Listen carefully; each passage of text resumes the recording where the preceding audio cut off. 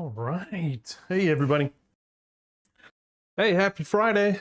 Happy KDM stream Friday. It's me, 5XP, and it's time to play some KDM. And if you haven't been following, we are on Lantern Year 20, and we get a pick of our quarries. So I asked around, we had an incredible, overwhelming choice for a level 3 Croc on Discord. Yeah, the numbers that came in to join that it was a plethora. So anyway, we got a level 3 Croc hunt, and we are going to do two things on the first stinking hunt event. We're going to do our Thundercaller, although I think Thundercaller has to be after Overwhelming Darkness. Does it? Anybody know if Thundercaller has to be after Overwhelming Darkness, or can it be before? I can't remember how prepared I am. Yep, after Overwhelming Darkness. Ka-chow. There you go. That's got to be there, doesn't it? All right, so there. So this little endeavor is going to be marking when we're going to do Thundercaller. That is a... Let's see, I'll just read. An ability once a lifetime on the hunt board space after Overwhelming Darkness in place of rolling a random hunt event. We use 100 as the result. So we pull the finale hunt, we run it, and hope we get, was it 9+? And we have understanding. If we roll a 1 on that, it will be... who actually has more than courage? Okay, Damien will be fine if we roll a 1. Victor will be fine because you'll get a courage, I believe, on that one. Silk Sack Seth, he's going to be toast, as is Queen Elizabeth. So we've got lots of things that can go wrong. Lots of things that can go wrong. Besides hunting a level 3. Let's see. Queen Elizabeth is death, so Newton bite. You know, that's an automatic, pretty much dead. We also have survivors with very small amounts of insanity. And yeah, I know in Thundercaller, or the finale, they do brain damage instantly, so I hope we have enough. I hope we live. It's kind of the mantra. These 4 guys, if they don't survive, they're not our number 1 starters.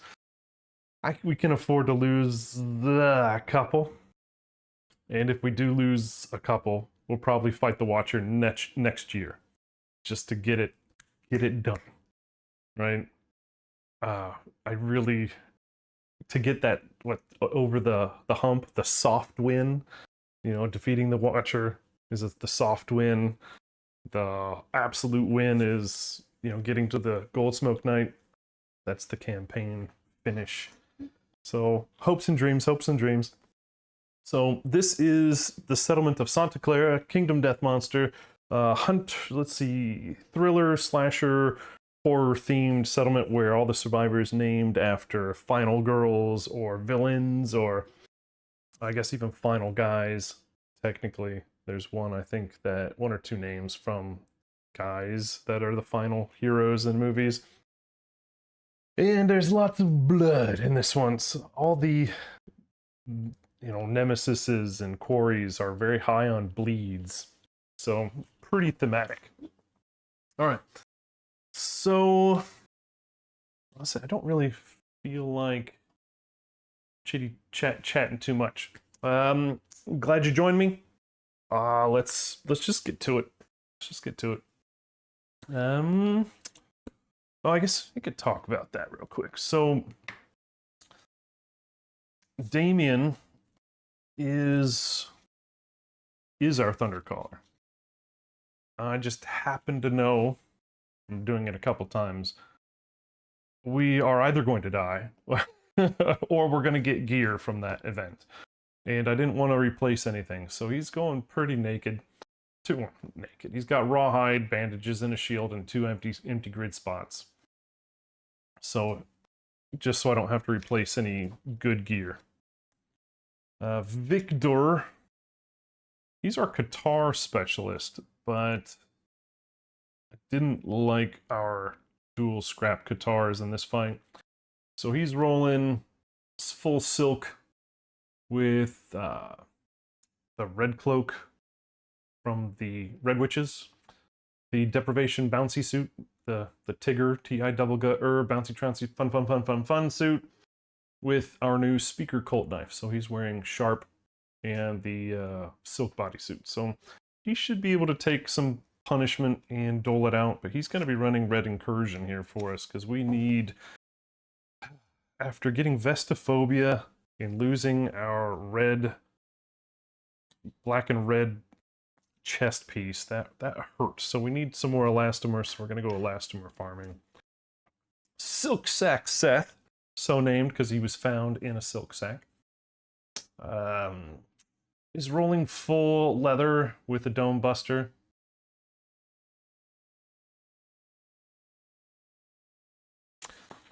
He's got the Watcher special ability, so he gets extra armor on departing. That's it for him. Then Queen Elizabeth. She's got the Queen feature. Forfeit her act to give all other survivors +1 speed at the start of their act. She's got, Rageaholic, which is Frenzy on severe injury. She's got Tough, which is +1 to SI rolls, and Thrill Seeker, +1 survival on survival game. She's rolling full Croc armor with OG Talk Scimitar, survival kit, and the Amber Poleaxe in case she's where she doesn't want to be when the Croc roly-polies. We can hopefully get a free wound on that. Yeah, and that's pretty much it. We don't have any mineral or herb gathering. Yeah, that's it, really. So let's start the hunt. Who should go first?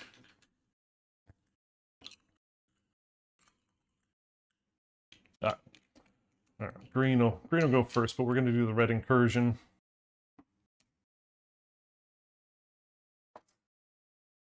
Anybody have any big plans this weekend?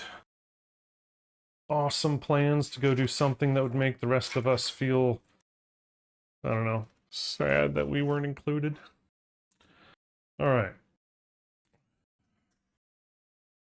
I'm not. Watching hockey, playing hockey, watching kids play hockey. Hockey weekend for me. All right. Nominator survivor that's wearing a red cloak. Victor. The cloak wearer steps apart from the others. The remaining survivors cautiously back away, bracing for the unexpected. Suddenly the cloak becomes heavy, reeking of iron and pungent salt. The cloak wearer's anxiety stirs in their bowels. Meekly they drape the cloak across their shoulders. Its warm, lining membrane adheres instantly. Probing, rippling follicles emerge, prying at the particles of the survivor's being. Quickly, the lining sets to work dissolving their structure. The pain reaches their brain in the instant before their substance is devoured. Sounds awesome. All right, so now we're going to do the long-range transmogrification. Let's roll the d10 and hope we get higher than a 6. Pretty much. Other than that, bad stuff happens and sets our whole hunt off, spiraling into chaos. Come on, big money. Yeah, you know what? I'm gonna golf clap that because that could and can ruin your day pretty quick. All right. 7 is the cloak wearer appears in midair above a pit. They plummet towards an expanse of lush crimson fabric, pooling on the ground only to land with bone-crunching horror atop a crumbling mess of red-cloaked corpses in varying degrees of fragrant decay. Stumbling and spluttering, they reel, unable to comprehend the number of hapless initiates gathered at the entrance. We're gonna roll for the mines.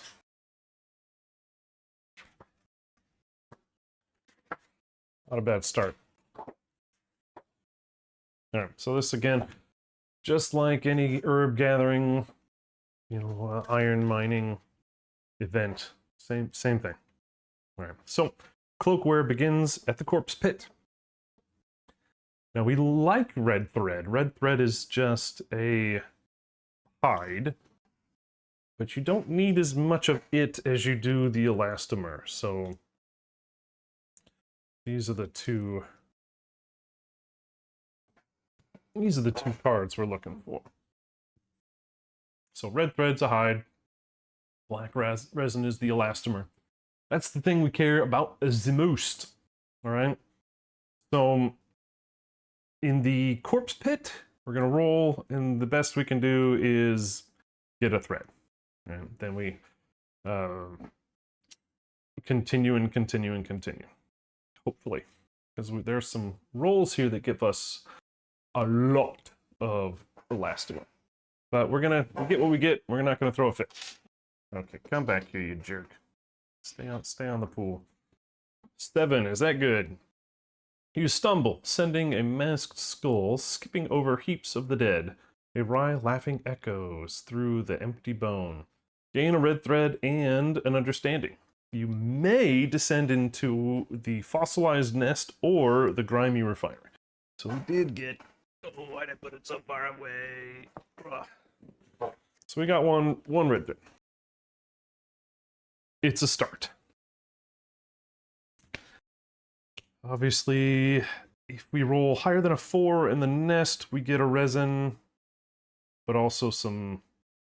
Let's see, we potentially get a bleed and a -1 accuracy token. But, I mean, getting black resin is kind of what we're here for. He's already got the deprivation suit. I think...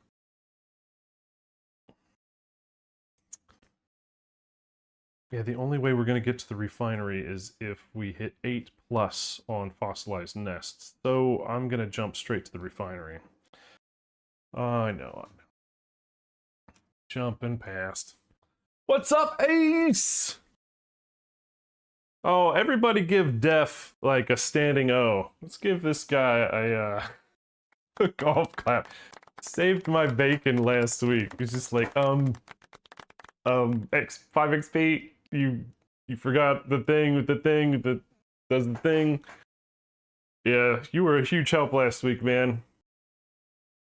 Huge salute to that guy. Appreciate you very much. But yeah, welcome, guys. Welcome. All right, rolling for the grimy refinery. Come on, baby. 6. What is a 6? Okay, so you creep between the transparent vats. Languidly moving resin swirls within. You smash a vessel, cutting your hands on the shards. Gain a bleed token and 2 black resin. 2 black resin. Okay. You may roll again on the grimy refinery. Ooh, tempting. Well, you know what? They don't know what they're talking about. All right. You're a scholar and a gentle person. I appreciate you. Let's see. Do I want... Oh, bleed token. And that is for Victor. Let's get you a bleed. And Victor is an unconscious fighter. So it takes 7 to kill this sumbitch. All right. Do we, team, go for more in the refinery?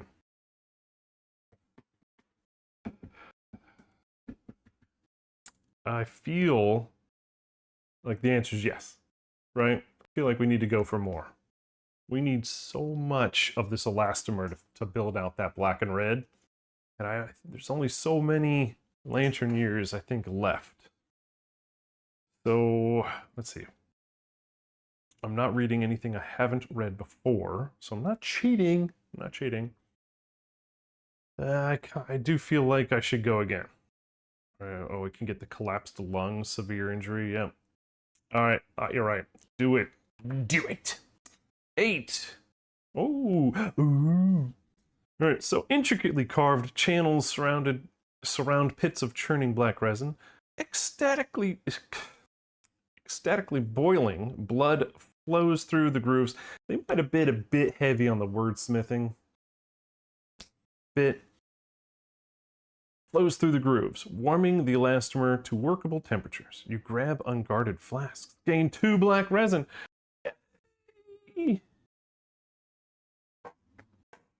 Right. You may follow the pulse of hot blood to an ornate door and enter the heartworm tunnels. Well,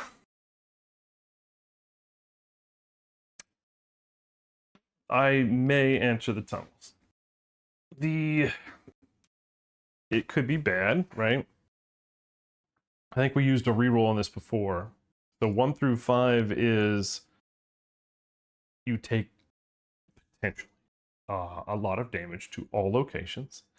And if any of your light or heavy wounds tick, like if you check any of them, DED dead. All right. Otherwise, you escape and gain 2 bleed and 6 resin. Victor has 4 armor at all locations. It's 1d5 event damage to all hit locations. His silk bodysuit does not come into play. So that could be awesomely not good. So there's a chance that he could die. Otherwise, if he just takes 2 bleeds, he gets 6 black resin, which is excellent. Or if we get 6 plus, we get more better. All right.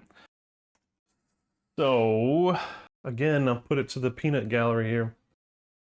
And that's a positive turn for me. All right, my fine followers and viewers. We going for it? We're gonna go to the heartworm tunnels. Heartworm tunnels.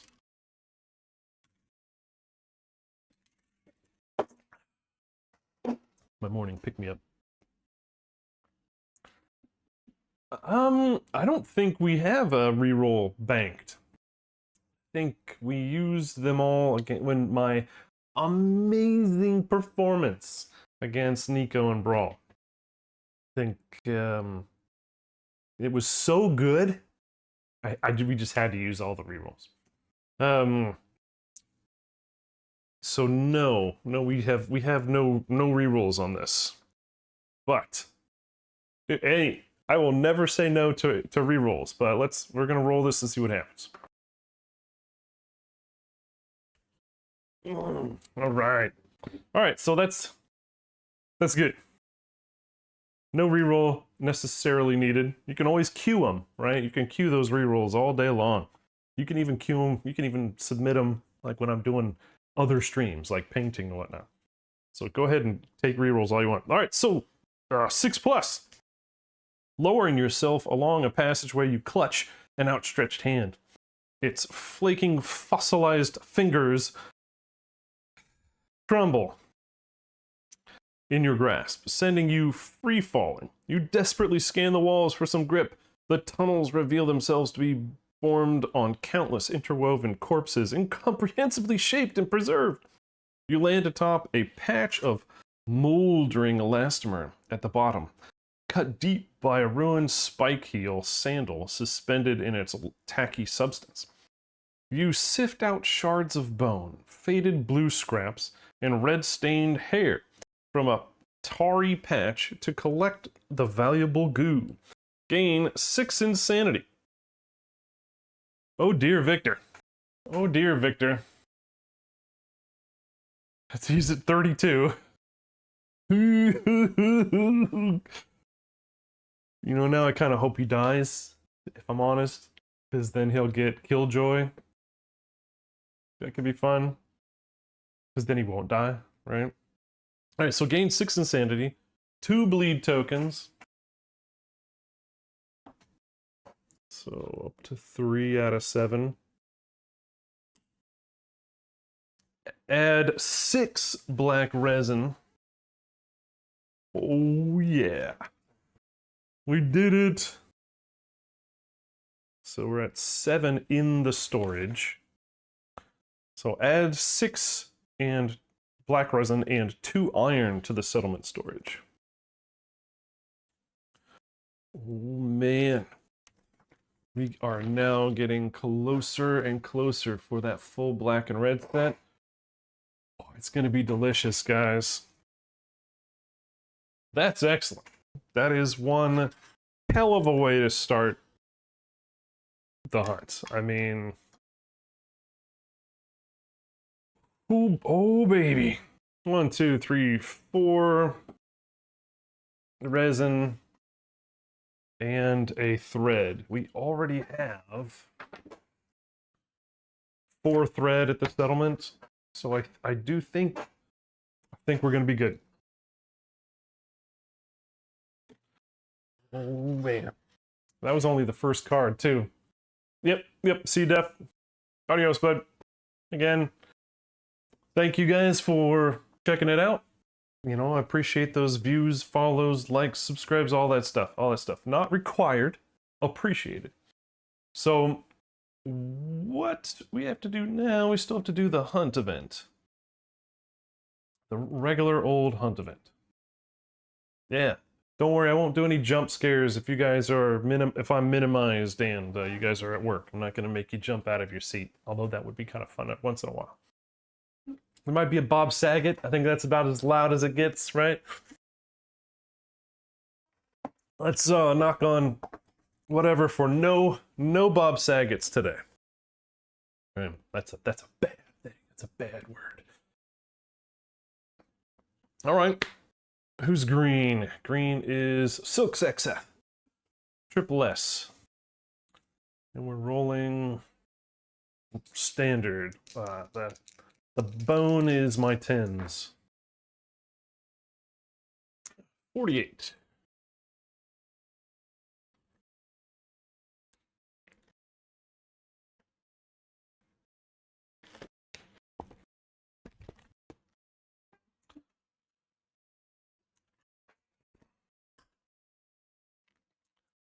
Death Wager. Ooh, I'm not sure I like the sound of that one.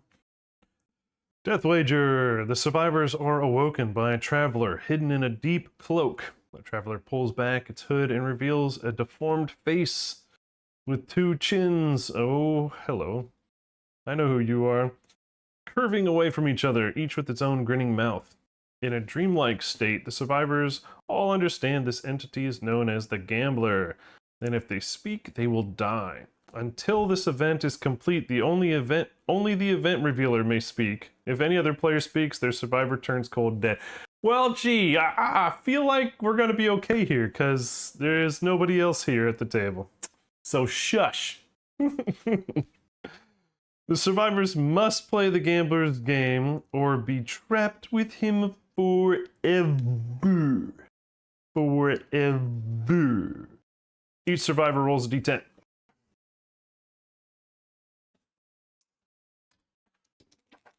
Oh, Ace, you just died. Sorry, bud. No reroll for you. Alright. So, 1s are horrible. 2s through 9s, I can push my luck. Lanterns are gain permanent luck. Oh, shit! Who is that? Beth. Beth has a reroll. Beth has a reroll. So the gambler reaches out and scoops up your dice as they vanish within a fold of his cloak. You feel all traces of air leave your lungs and are unable to draw another breath. Dead. Alright, so anybody get a 10? No, we got close. But, yeah, should be. Thanks for jinxing the crap out of it, Ace. Not only did you talk when you weren't supposed to, you ruined it. Alright, so she's gonna... I don't think she needs our table reroll. I think she's got her own, and she does. I'm gonna use her special one first. Hey, 3 is better. My bad. I'm sorry. Please forgive me. Well, she's not dead now. And I don't really want to push my luck. I think I just want to let's see, it says you do not lose, nor do you win. Play again if you wish. If you do, roll again on this table. Yeah. This is so early. I can't afford to lose or burn any more rerolls, so I'm moving on. I'm moving on. All right. My bad. All right, we got Immortal Giggle. Readers. An unsettling giggle echoes through the darkness. Survivors with the immortal disorder. Well, geez, I wish Victor had immortal. It was 20, well, not 26, it's now 32. Sheesh.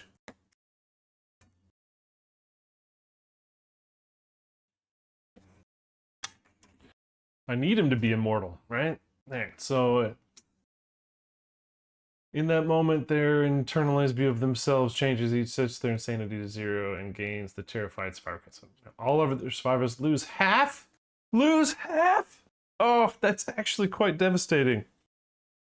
Because I've got some people with only 2 and 3. Dude, there goes my chance at Killjoy. You son of a bitch! Alright. Was it draw another Crimson Crocodile Hunt event and resolve it? Oh, okay.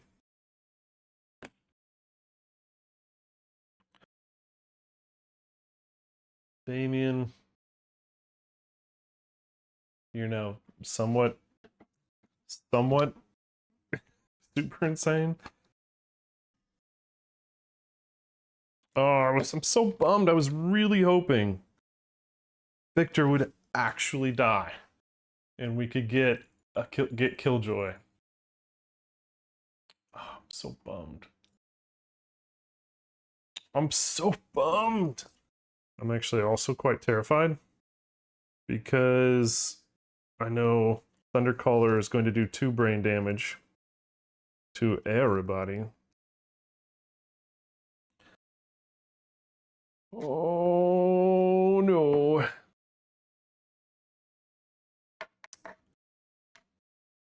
That's not an intimidate. That is just taking it. Yep. All right. Well, welp. All right, we got another one right here. Since we got to pull another one and resolve it. River of Bloot. A river of blood flows across your path. Strange eyes surface to watch you. Each survivor must roll to cross. Subtract 1 from your result if you have any heavy gear in your grid. And we do not have a whipper snapper today. No whips. No whips. So, and then everybody would get... Oh no, that's only if your survivor had a whip. Alright, so heavy people. Damien's good. Victor, I think, might be hosed. Anything heavy? Alright, nope, not hosed. Silk Sack, you're -1, pal. Beth is... I don't know. I don't think so. Ah, crud. Yep, alright. So white and green are -1.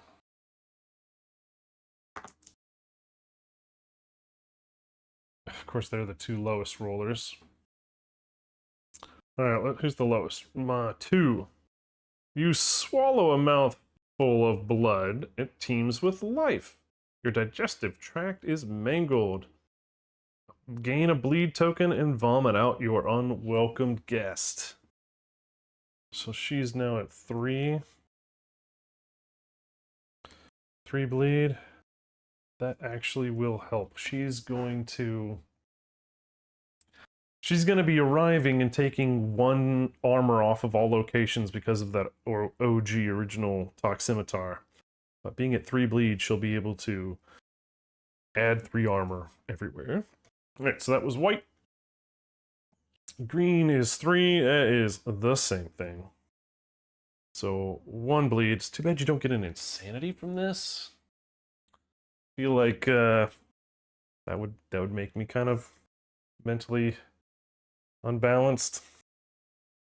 Alright, we got a 9 and a 10. So 9, you catch something. Gain a random vermin resource. Oh shit. You remember what I was talking about? Victor and the whole immortal thing? Guess who's immortal now?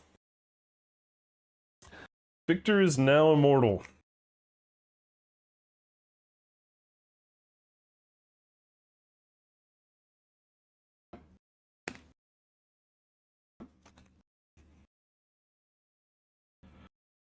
Well,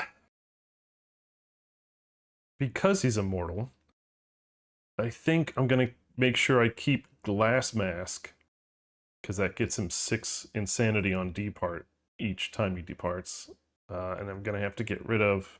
Oh no, those are fighting arts. He does... Yeah, this is... Immortal's a disorder. Oh, not on this guy.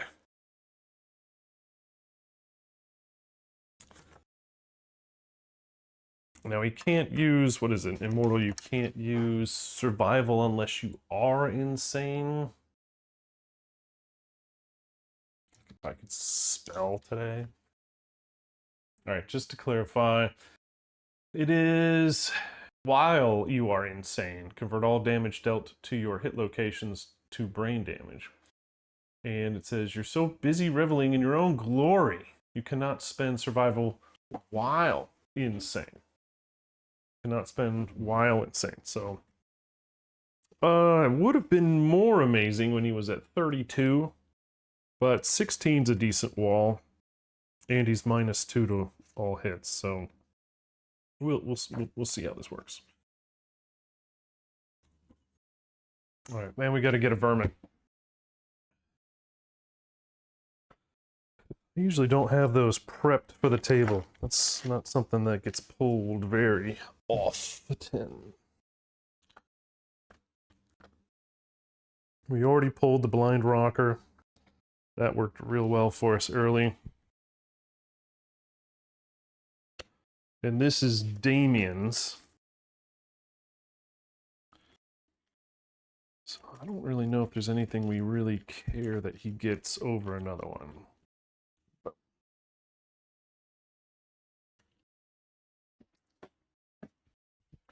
Crab spider.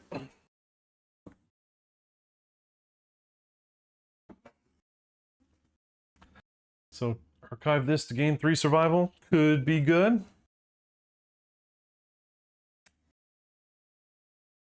Alright, so that wasn't the worst thing in the world. Alright. Red gets a random. Aziz. Focus. 19. Wait. That's kind of interesting. Oh, it was 19. 19.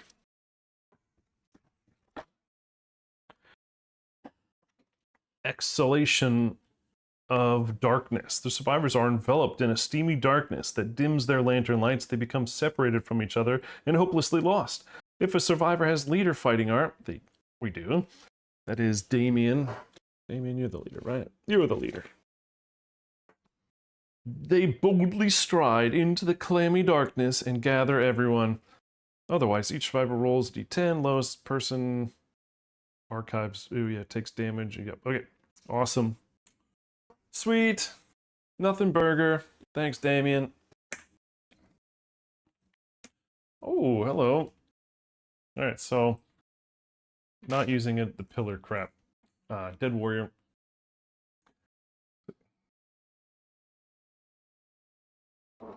There we go. The hunting party stopped several paces away from a one-handed skeleton clad in ancient rusted armor. A stranger tablet covered in inscription lies next to it. If the settlement has pictograph, we do now. A survivor with 3+ understanding may investigate. Alright. I'll have to look at this one. I feel like Victor has understanding, and he's got explore, which gives him +2 to investigates. So he can't.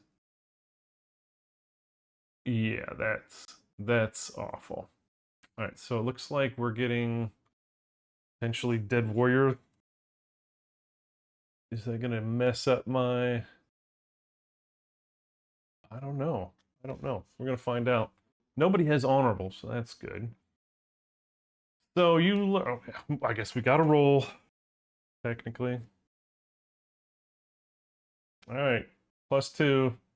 That's 3. Could have been that. Thank goodness. All right, you learn from the tablet. Gain the Blackguard style secret fighting art. If any survivor in the hunting party has the honorable disorder, we do not. The group respectfully moves past. Otherwise, gain a skull. That is going to help out, actually. Who is going to get that skull? That's important.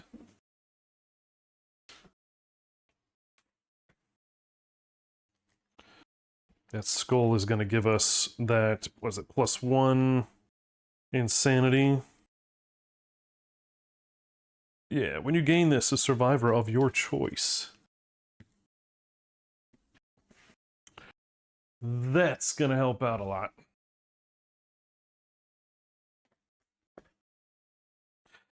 This might be one of the only campaigns I've seen secret fighting arts so often.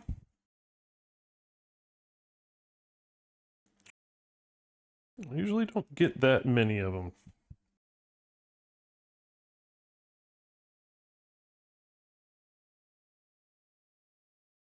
Sorry, I'm just shuffling through the cards right now. There we go.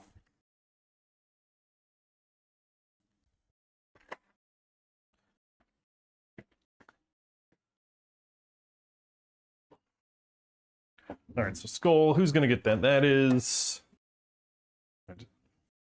So Beth has the Crimson Helm, so she'll be able to potentially block some. So I'm going to give that skull insanity to Silksack. Mr. the Seth.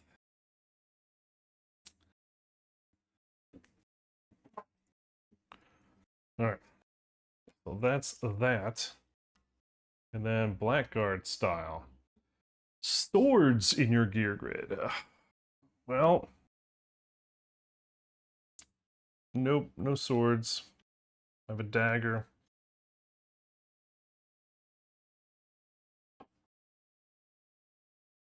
Well, I should have thought about that. I don't think anybody else has... Yeah, no, still, Victor was the guy. Victor was the guy to do it.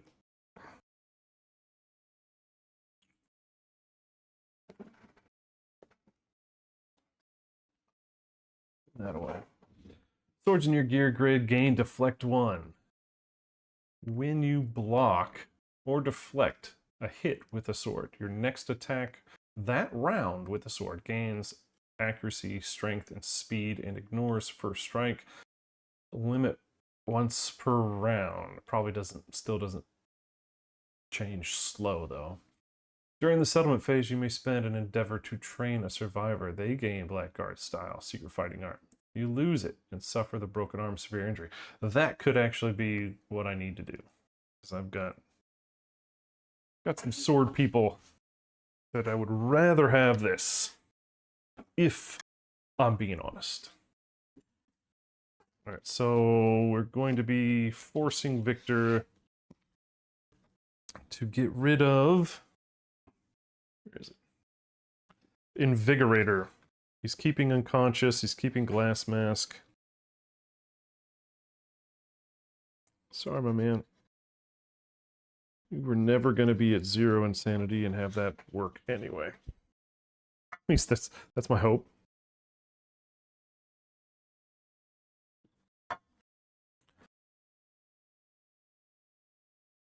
BGS. Secret Fighting Art.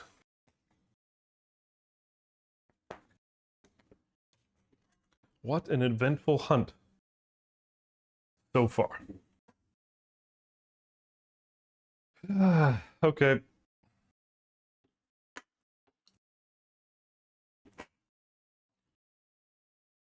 Crawling Finger. While climbing a slope, the survivors overtake a large severed finger, inching its way to the top of its way up the hill. The event revealer pauses and chooses one result. So my event revealer is Silk Sex Seth. And it's probably going to be crap because Silk is fresh. He is not courageous. He doesn't know his ass from a hole in the ground. So, locked. Damn it. I just got that insanity.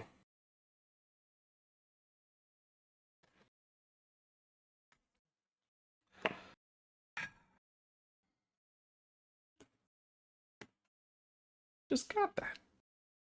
Thanks, game. All right. Moving on. Overwhelming Darkness. We've got a leader.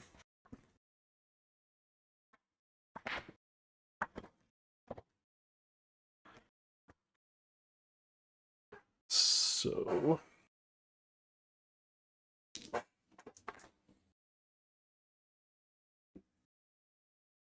So 3 is our lowest. All right. So leader with...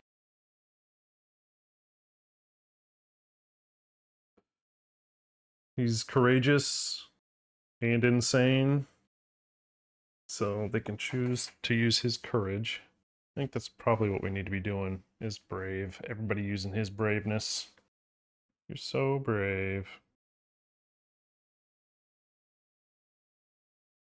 Man. What is a 3 on brave? So green gets a -1 accuracy token. Let's see, we've got a 7. That is Damien. Suffer 1 event damage to arms.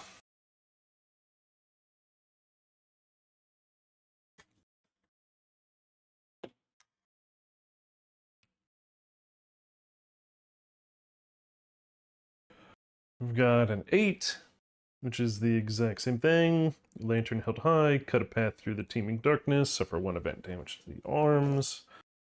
That is Beth.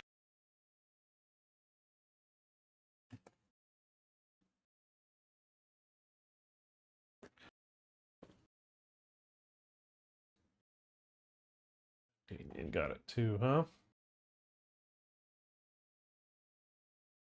And then we got a 10 for Victor. Which do I want you to be insane? Or do I want you to take the leader? So let's see, the crab spider you've been traveling with stops and hiss. You decide you can't leave your friend behind. I think I might want that because the 10 on the brave is you gain the leader fighting art, and I don't have anything else I want to get rid of on Victor. So Victor, congrats on your new pet. Another vermin, another crab spider. I think there are 2 crab spiders. Right? Yarp. Crab spider. Again, that's what that is. Alright, now I can't do Thundercaller on a monster. It has to be a hunt. So...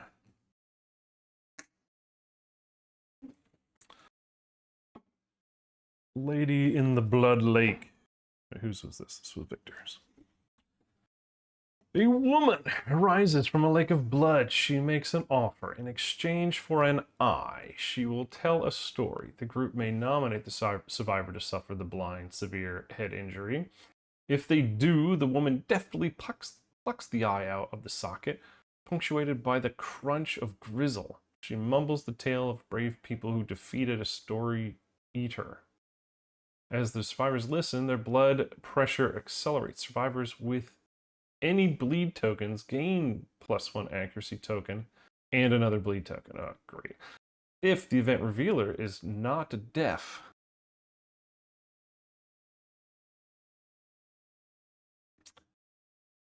well, I am deaf. The event revealer is deaf. They may spend a survival to gain internet. Don't need that, right? And then roll a random hunt event if the story's not told, which then I could actually use Thundercaller. I've got a lot of bleed tokens, so basically anybody with a bleed token would get another bleed token. That's... I know Beth would probably like that because she'd get armor. But I don't think I want to do that, do I? Because it's just an accuracy token. Taking a minus permanent accuracy to gain accuracy tokens and bleed tokens. Yeah. Yeah, I don't know if I like that. That doesn't make sense. Why would I do that, right?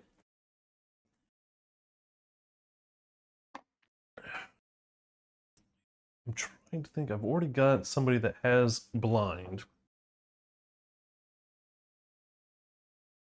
I don't think...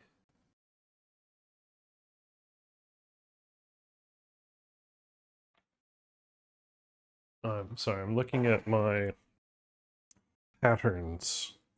I don't think any of them are... Yeah, it's dismembered arm. But I don't think anything is blind. Yeah. Nothing works, so I don't see a reason to do this one.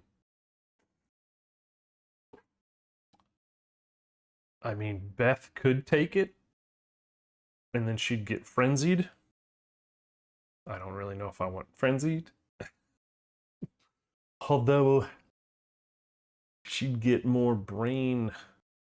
She'd get more insanity if she gets frenzied. But anyway, yeah, not going to do it. We're going to roll on the hunt event table, which we're going to just use it as Thundercaller.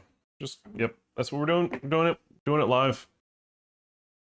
Thundercaller time.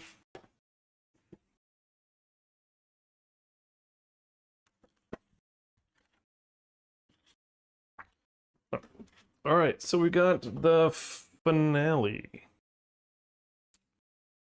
I hope I do this right. An enormous metallic sound rings out from a distance. All survivors are electrified with dread. Suffer 2 brain event damage. What if you're deaf? Feel like if you were deaf, you wouldn't hear it. But whatever. Oh, boom.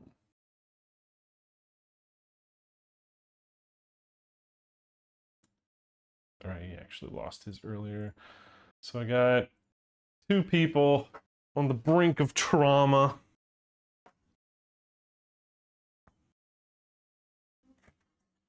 All right, Damien's at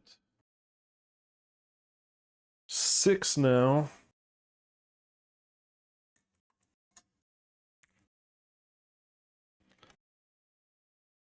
Oh, Victor's losing all his immortality. Bit by bit, he's just becoming more sane.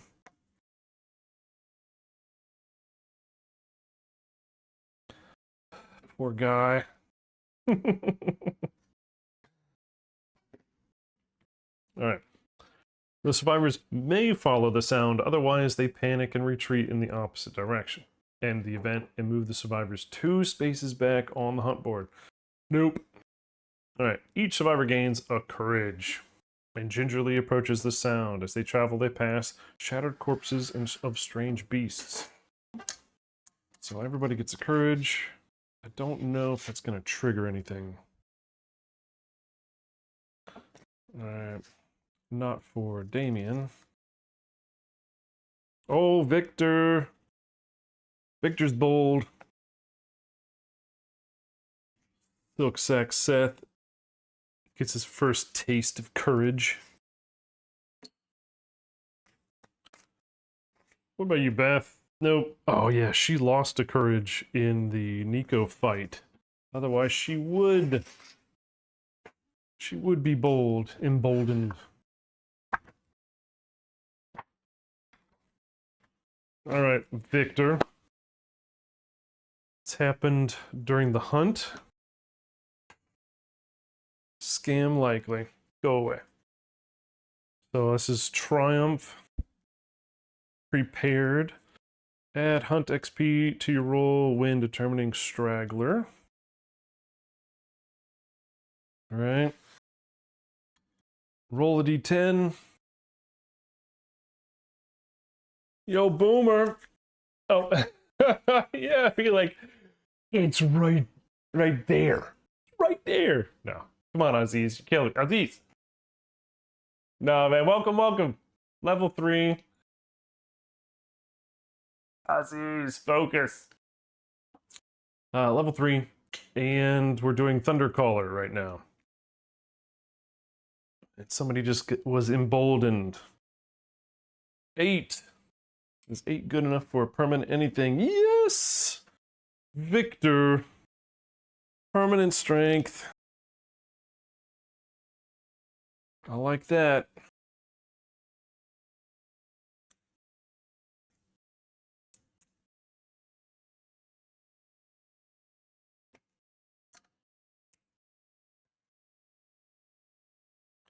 Yeah, that's why I put that. That's why I did that whole thing. That whole overlay thing. And I'm glad it's working. I'm glad it's working. Yeah, done with bold. Continuing. All right. If any survivor has 3+ understanding, they follow the trail of corpses. Otherwise, harvest 3 basic resources and end the event. So we've got understanding. All right, now here's where we can die. All right, this is where we might need that reroll. So, arriving at a massive anvil. Arriving at a massive anvil. The survivors see a giant one-eyed knight, a charcoal-colored armor reflecting their lantern light. The event revealer rolls a d10. Well.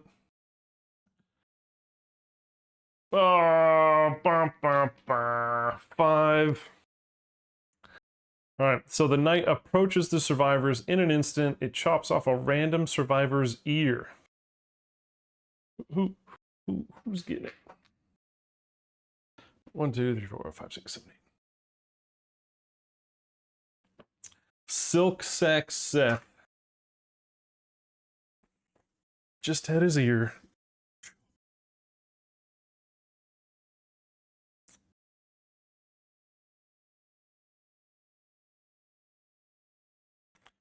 All right. They gain 1 bleed token. So he's up to 2.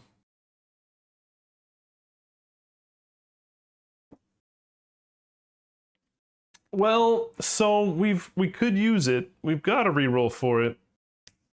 The only problem is if we reroll and get a 1, there's no reroll left. So, because Beth used her reroll to not die earlier, so we would be stuck, right? I mean, we could try for it. So I mean, honestly, the rewards are right now we get that -1 bleed, or sorry, we get a bleed token, but then we get to pass out steel sword and steel shield, you know, within the group. So, come on, Aziz, you're killing me here. So we're really trying to make sure that we don't die. But the sword and shield are nice. They're not cursed, right? That's to me the big thing. Thundermaul would have been great, but that steel sword is still pretty baller. And Damien is already at -2 innate strength, so a slow weapon, it doesn't hurt him at all. Just he'll be at -3 movement with the shield. Or we could try again and roll for Thundermaul. I'll leave it up to you guys. Do you guys want me to push my luck? I mean, it's just another campaign. It's not the end of the day. I have had a Thundermaul campaign, and I had like loads of gear to prevent like severe injuries, and it worked really well against Goldsmoke Knight and the Watcher.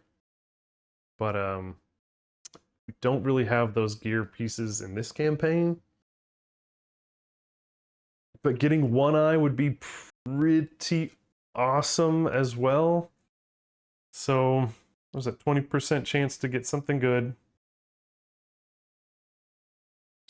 1% chance to get, or well, 10% chance to get something really awful. The one is the knight stares at the survivors. All survivors with less than 3 courage are struck dead. That's 2 out of the 4. Oh, that sucks. Yeah. Like, look at my shiny new stuff, guys. Blech. That's happened. I think we had that here, didn't we? What did we get? We had something really great. Oh, I think it was a fighting art. I think we had a really cool secret fighting art or something, and then it died immediately. That sucked. Oh well. I don't know, guys. I feel like I'm okay getting another sharp weapon. I think that's really, I think, you know, he'll be hamstrung movement-wise this fight, but getting our 3rd sharp weapon is a win, I think. And we just got Blackguard style. So yeah, I think we're gonna keep it. I think we're gonna keep it.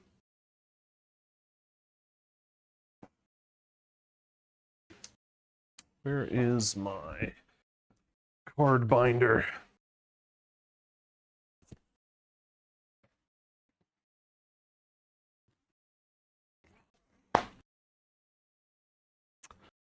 So after getting the ear chopped off, we end up getting these.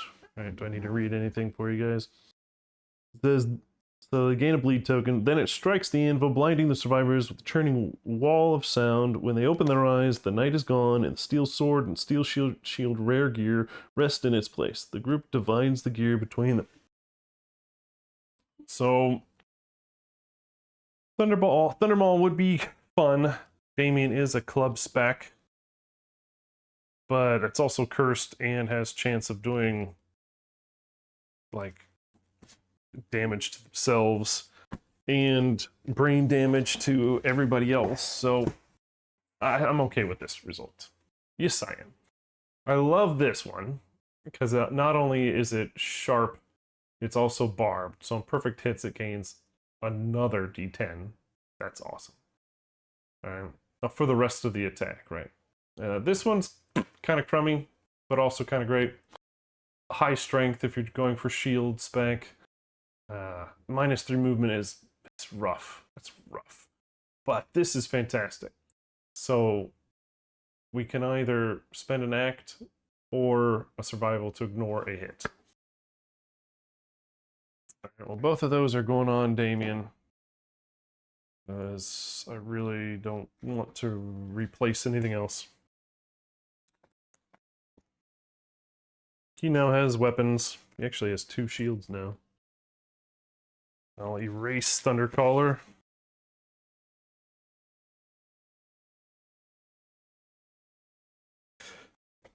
Oh, well, disappointing in some respects, but not shattering. I'm okay. Be okay. All right, what's next? Red is going to a regular hunt event.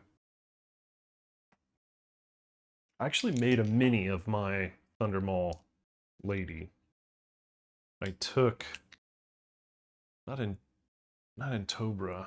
Who did I take?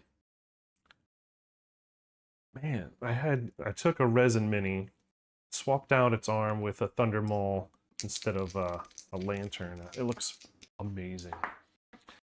23. I like making survivor minis of heroic people from my campaigns. And I do like the narrative minis that came with Gambler's Chest, but I prefer to make minis from armor sets based on accomplishments. All right, here we go. We get clean water. The survivors pass a forlorn fountain in the shape of a lion's face. A stream of crystal clear water flows from its mouth. Each survivor consumes the water, gaining +1 survival and +1 courage. Oh! Any number of survivors may douse their head in the water. Roll a d10. 1 to 2. Your hair turns white and gain a disorder. And 3 to 5, it's wet. Congrats. 6 to 8, the water is bracing, gain understanding, and remove a disorder. 9+, the water is shockingly cold. It rushes over you like a tidal wave and leaves you awestruck. Set your insanity to 0 and remove all disorders. Do we have anybody that would care? Yeah, Beth might. Her insanity is already 0, and she has disorders that aren't necessarily amazing. But first things first. Each survivor consumes, gain a survival and a courage. That is going to send us to bold because of Beth.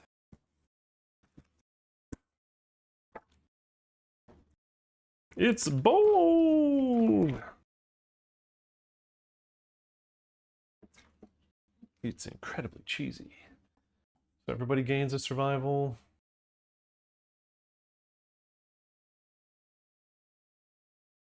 I do like that one. Yeah, where's my eraser?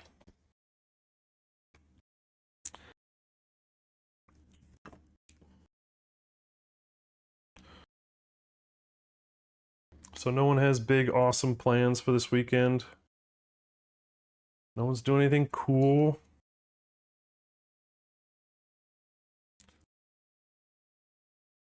I've had a lot of relaxing weekends recently, so I'd like to do something fun. I always do hockey if I can, so I know that's happening. All right, Beth, congrats on your courage. You got it on the hunt, so you are prepared. Roll a d10. 8. So that's another person with +1 strength. Permanent strength. She's up to 4 now. Ooh, fancy.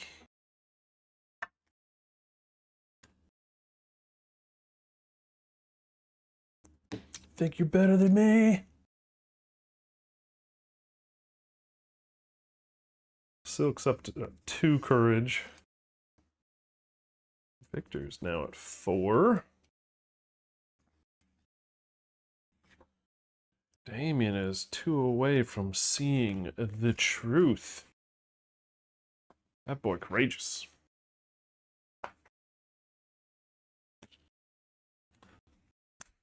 All right. Back to the water. Let's see, anybody wants to douse their head? Getting an understanding and removing a disorder would be nice. Does anybody have any understanding that would... dang it. Damien would tick over. Getting an understanding would be nice for him. So... Damien will roll. Victor says, Jack. Silk's gonna roll because he got nothing. And yeah, Beth is gonna roll. So 3 people rolling, dunking their head in the water. We'll see what happens.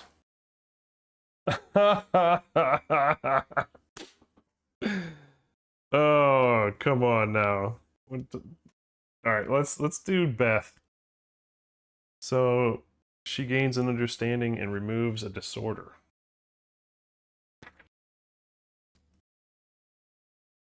They have been rolling fairly well. So she has 2 disorders. So she's got the one where she has to have a lantern in her gear grid, which for the most part hasn't been bad. We've got some good lanterns right now. It does force her to use one of her 9 gear slots, though. So that's always a bit of a pain. And the other one is Rageaholic is frenzying on severe injury. To me, if you're getting a severe injury, you're already down on your luck and probably need another speed and strength.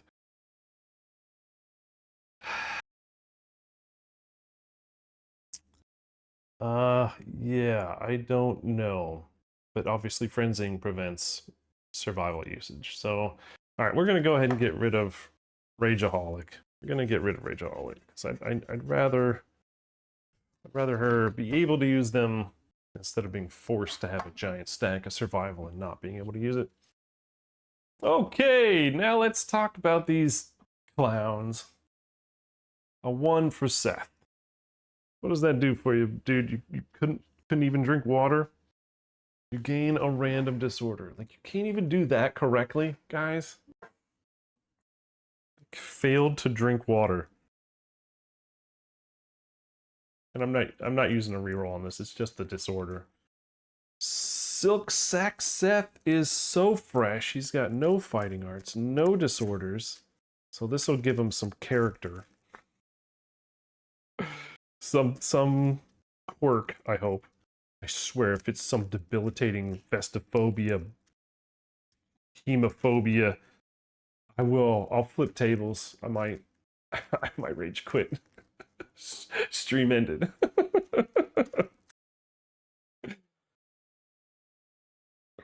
However, I think we're gonna be okay.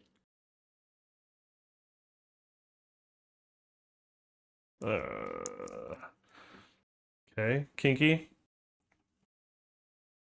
Subjugated. You are in awe of majesty of monsters. When you are knocked down, you are dominated. When you depart to hunt the king, remove this disorder. Okay.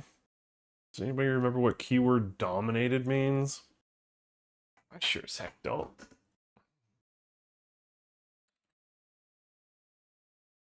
Oh, come on. Anybody? Subjugated. Let's go here. Okay. Apparently, maybe that's a keyword that somebody else cares about, but I don't have that in front of me.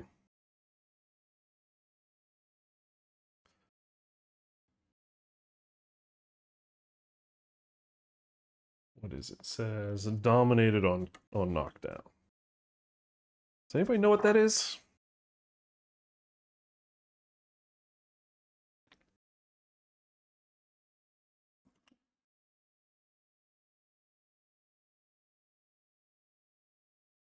Remove on King Hunt. Nobody? Nobody's got it? Subjugated? Alright, who else? Got Damien. Damien has a lot of disorders. He's got secretive, monster panicking, caprolia. Well, he is now destined. So if he does not depart, his survival and brain go bingo.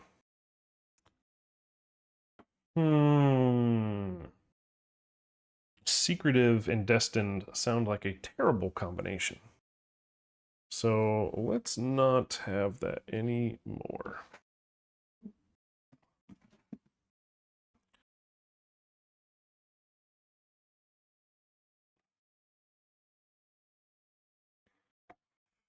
Having him skip hunts sucked.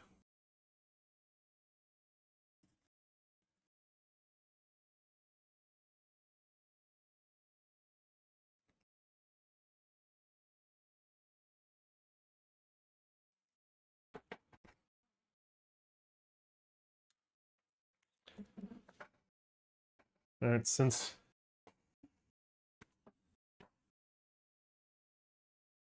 Oh, well, thank you. Where'd you find that, by the way?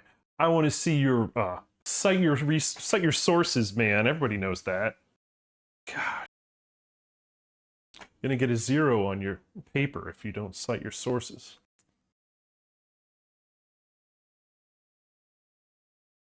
There's some, I don't know, college PTSD for anybody. Oh, so, okay. So, yeah, I went on the wiki instead of the living document. Yeah, alright. So, let's see. That is when you get knocked down, you cannot be encouraged. And you get up... And when you get up naturally at the end of the monster's next turn. Or, if you have Fist and Tooth specialization, then you can get up, I guess, the player turn also. All right, right on. Thank you very much. Yeah, super awesome. So thank you very much. Big round of applause. I love my peeps. You guys are great. You guys, it's just like you're at the table. All right. Yep, that one's now resolved. Getting closer. Oh God. Anybody remember the last time this one came up? Yeah, it doesn't. And every time I search and don't find anything, I do not take the next step to try to propagate, like, or to fill the information in. Sword in the Stune. This one killed somebody last time, didn't it? Well, this could be real interesting. Crusted with flaking layers of dried blood, an obelisk juts from the ground. From its center protrudes a pristine hilt. Nominate a survivor to reach for it. Roll a d10 and add your sword proficiency to the result. Now, I don't think we have a single sword prof person on the pitch here. Yeah, no sword prof people, but...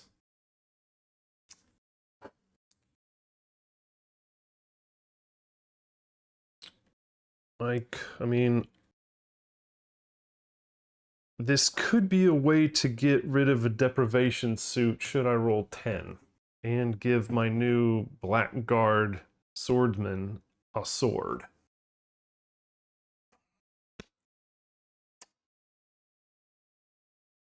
But it would also kill Victor if he rolls a 1. 2 damage to the arms. Let's see. Or nothing. I don't know. What do you guys think? Sword Hunter. Should we... I'm not messing with my Dome Buster or Tox Scimitar. Actually, Beth could probably roll. She has one item that probably could be used. But honestly, Victor, I could get rid of that deprivation suit, that cursed -10 evasion deprivation suit, which is nice, but not amazeballs. It does prevent that red cloak bleed. Oh man, I don't know. Yeah, right? Alright, so we're going to give this to... that deprivation suit is nice, though. It sucks, but it's nice. I'm I'm just looking to see if who has anything they could possibly get rid of that wouldn't cost me a million resources to get back. It's probably Beth. All right, Beth's going for it. And we're going for it. Yeah. All right, 9 is not enough, right? And I'm not going to bother with it. So that's the red with exertion. You attempt to wrench the sword from the obelisk, but it does not budge. I'm okay with that. We're going to leave that one alone. That's basically a nothing burger. And we get to go again another time. And maybe when we have our sword guys out, it'll actually work in our favor. All right. Lychee Springs. Survivors enter a field of thermal springs that erupt with masses of fatty leeches. Nominate a survivor to investigate and roll and add 2 if the survivor is bold. Well, don't we have somebody that gets +2 on investigation? I think that was Victor, who is also bold. Yeah, so Victor would get +4 to this. And having him get insanity would be awesome.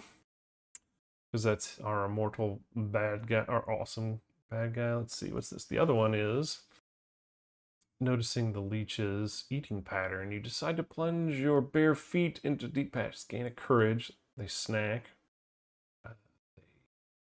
The moment of rest restores. You heal your legs and remove all bleeding tokens. Yeah, Victor. Yeah, Victor, baby. You're doing this. Victor, baby. Alright, so come on. Big money, no whammies. Yes, +4. Ding, ding, ding, ding. So let's see. You gain a courage and you heal your legs, remove all bleed tokens. So you don't get the insanity. But you get the very important 0 bleeds. That helps. Boom, boom, boom. So what are those? 2 of those were from jumping into the pit, right? For the Red Witch's Elastomer. Let's see, so gain a courage. Man, this is a courageous hunt here. So lose bleed, gain a courage, heal your legs, which were not injured. I don't think I had anybody that had leg injuries. All right. And then that's it. Hunt's over.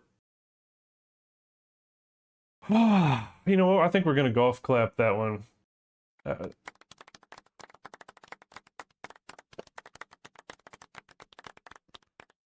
Yes, definitely. So, loads of Elastomer, lots of courage.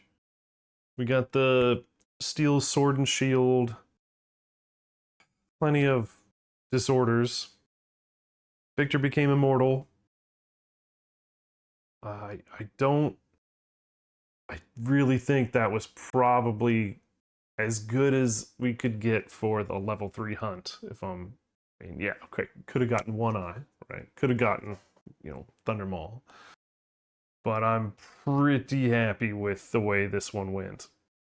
All right, what we had to use 1 reroll for an instant death and survived. So yeah, that's excellent. That's excellent. And what a good time to take a break. That took an hour and a half. That level 3 hunt took an hour and a half. Oh man, come on now. That's too long. Didn't do too bad. Don't think. Yeah, I don't think we set ourselves up for failure. I do think some things hurt, like the insanity. I think that's gonna hurt a little bit. Some our new people getting terrified. Not looking forward to that. But yeah, for the most part, I mean, what a win. Getting the Thundercaller stuff done. Getting an absolute haul on Elastomer. Hey, that's our big win right there, right?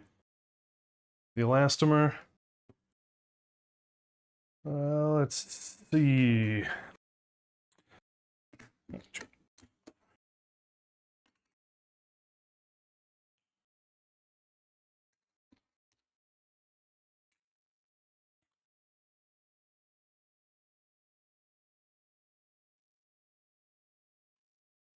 We have the blood pool. So he's playing around in that splishy splashing. I don't remember if you remember the old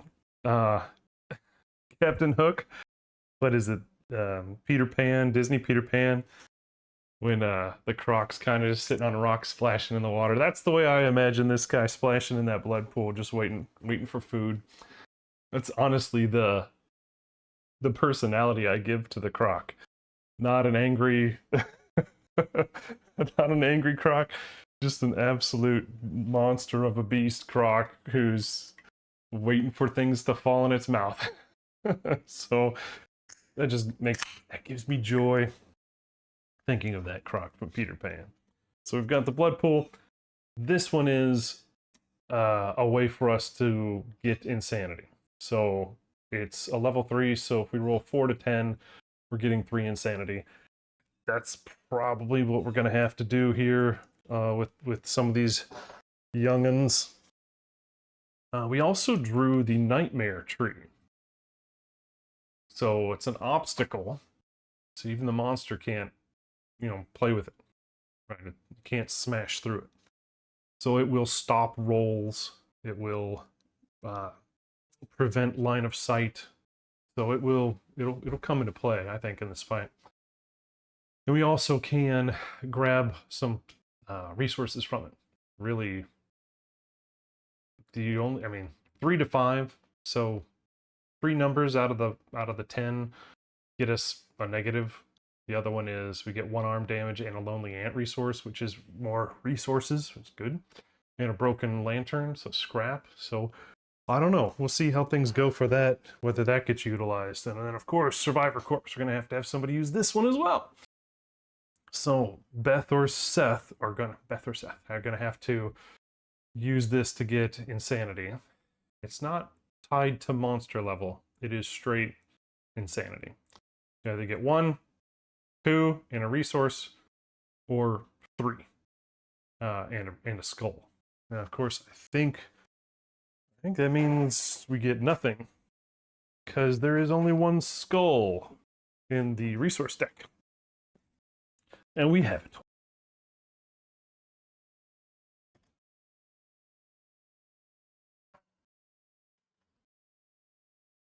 But we're definitely going to have somebody go play with that Survivor Corpse. So remember, if we roll 10 on it, then we get a spear.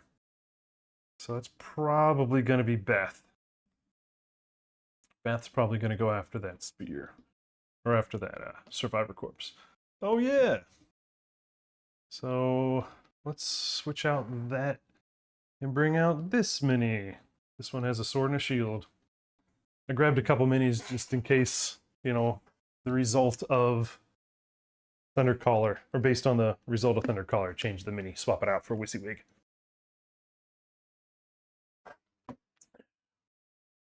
Alright, so if we get a 10 on that Survivor Corpse roll, we will get extra fun stuff. Alright, Croc. Level 3. Here are the details.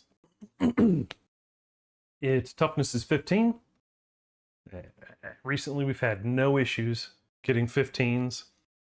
And now we have 3 sharp weapons and a dome buster. I feel like we've got pretty good chances of hitting 15s without really having to roll too high. Let's go through this. So, Immortal Presence. So anybody that gets bingo on insanity becomes terrified. That's no news or no crazies. Blood soaked, so vasodilated or super dense. We do not care at all. So all our weapons are not fragile or honed or anything like that. Adrenal Master. Here's the kick in the teeth. The thing that I need your help to make sure I don't screw up. And that is Adrenal Master. When you would gain insanity from brain trauma, instead of gaining it, you suffer that much damage to a random hit location. Which isn't a hit, it is just straight damage, and that's the tough part. You cannot dodge, you cannot block. It just goes. You cannot get... Yeah, it's nasty. And it's not, I don't think, it's not a hit either, right? So it's not something we can silk bodysuit away, I don't think. Then we get Diffuser Heart. Or sorry, we get Blood Secret. So when the trap is drawn for the first time, flip this. Then we have 13 rounds to kill it. Or well, actually, excuse me. It has 13 rounds or before it dies. So this will significantly increase its damage and movement and berserk it. So it gets an extra AI card every turn. That's awful.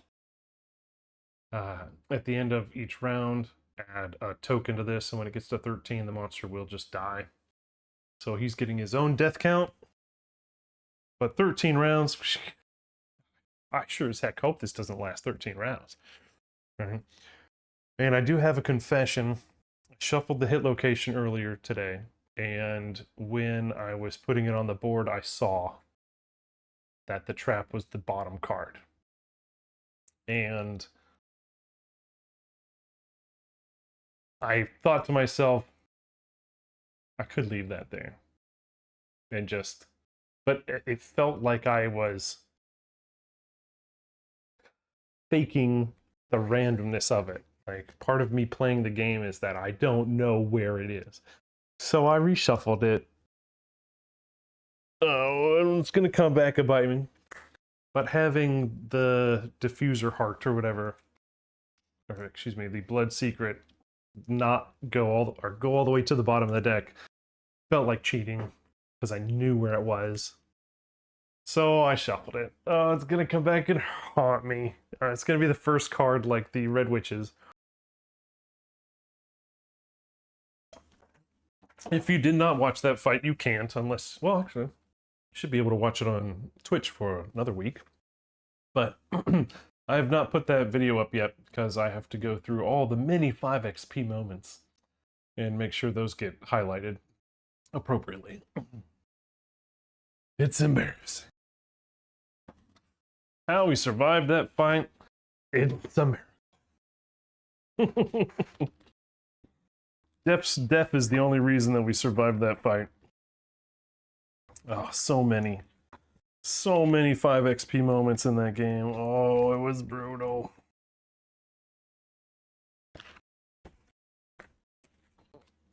All right. We start, what, 5 away? 5 away.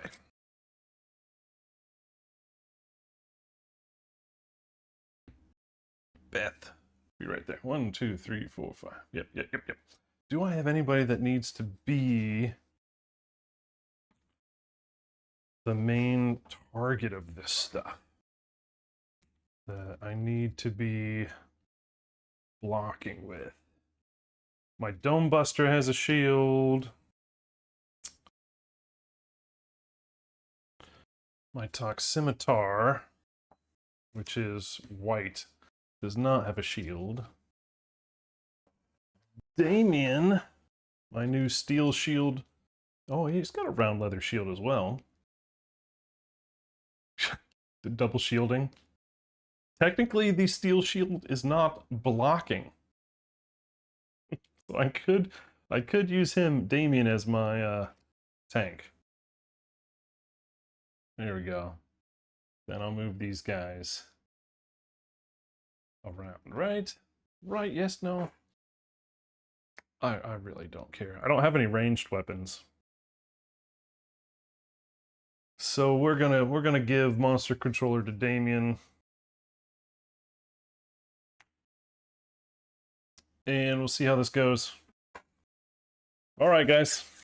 Yeah, the fight is now just beginning. If we can get up to, like, I don't know, 10 viewers or something right now, like during the fight, I will do a giveaway for dice, Kingdom Death dice. I'm not doing a regular wheel of names. Last week we didn't even have a person that qualified. So if we can get up to 10, tell your friends, jump in. I've got death dice. Got Squire dice, classic death dice, and Black Friday death dice that I'd love to give away and do a little keyword entry. So tell your friends, it don't cost nothing, I'll ship it out. I don't care where you are in the world. Alright. Bad guy turn. I did shuffle this, I hope. Oh, bollocks. Right? So, right off the bat, we get a mood. So, Delighted is probably not one of my favorites. So when this comes in, queue up. Alright, so the monster can barely contain its delight. It's a pungent foam leaks from its maw. Literally, I just see this Croc, literally like splashing in the blood in front of us. Foaming at the mouth in excitement. While it's in play, the monster has -1 accuracy, +1 speed for each terrified survivor. The good news is, no one's terrified at the moment. Or are we? Oh dear. Oh dear. I think we might actually have 2. Yeah, so Beth and Seth are terrified at the moment. So this some bitch is getting -2 and +2 speed from the card. Stinking great. Already, huh? Already. Yeah. Delicious!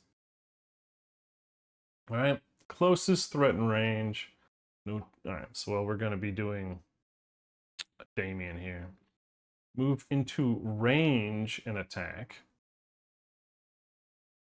And this attack gains +1 speed for each card in the monster's wound stack. So it's range 6. So it's going to back up 1. And throw, let's see, 1, 2, 3, 4, 5 dice. Because of the other tokens on the board, not from the monster's wound stack. Because there's nothing in the monster's wound stack. Alright, can I might need to surge to get rid of Terrified on the flow here. So yeah. Yes. Oh, and I don't have my tokens out.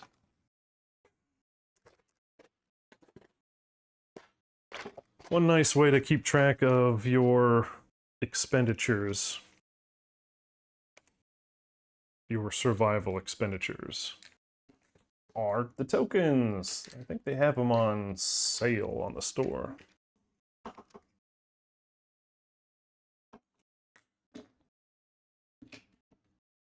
And then I put them in these cool little coin capsules.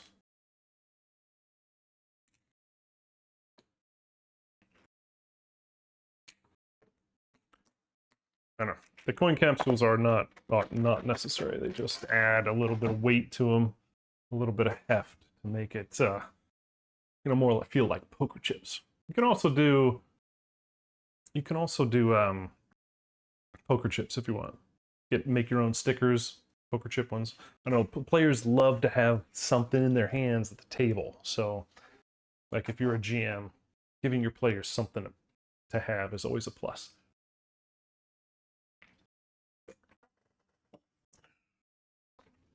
All right, where are we? We're surging. All right, Seth. Using one of his 10 to surge.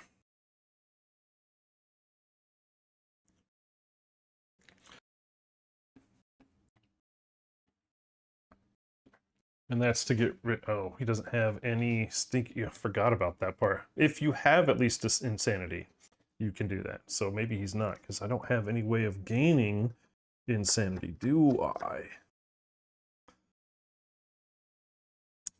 I did not bring the drum, so nobody gets that +1 from before.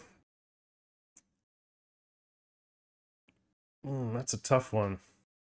I think we might just have to eat this one for now. All right. Never mind. Does Beth have a way to generate?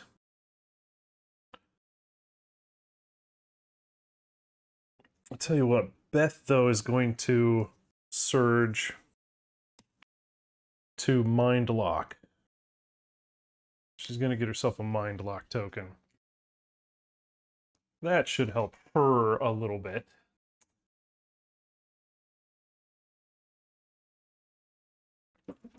But yeah, the accuracy is still there.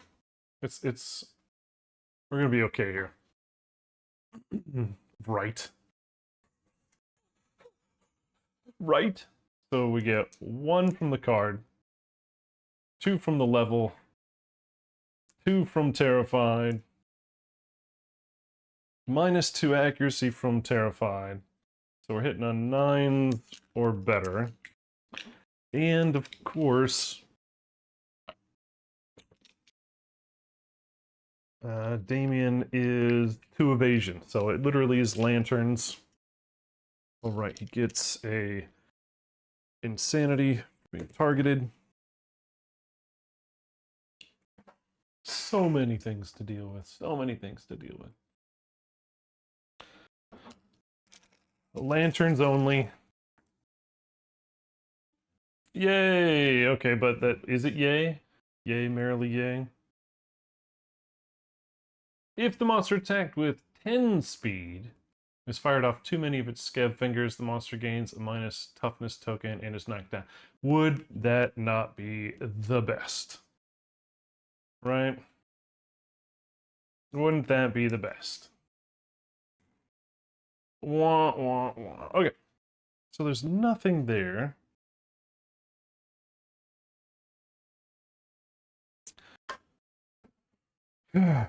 It's now my turn, and it's time to get some insanity. So Beth is going after the survivor corpse.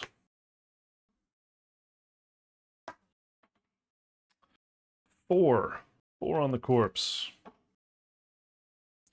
2 insanity and a basic resource. That actually is quite good.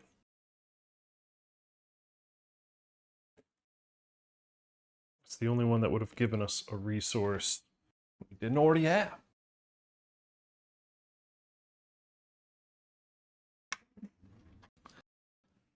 Basic resources.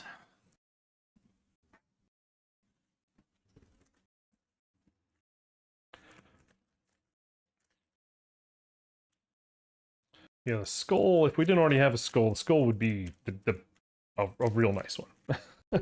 If we'd gotten 3 insanity and a skull, that would have been the top. All right, here we go. What'd she get? Questions? Excellent. A utility resource. I will take it. All right, I'm tempted to now unterrify with a surge, because I want to get rid of that. And I want to get rid of one of his speed in case he reflexes. All right, so surge for Beth. Well, she already surged, so yeah, she can't. So she's kind of maybe GTFOing. Boop, boop, boop, boop. Yeah, she'll go over here. I don't want her in range. 1, 2, 3, 4, 5, 6, 7, 8. Yeah, I do not want her in range for any absolute BS that is going to come my way. She needs a turn to unterrify before she rejoins the fight, for certain. Alright.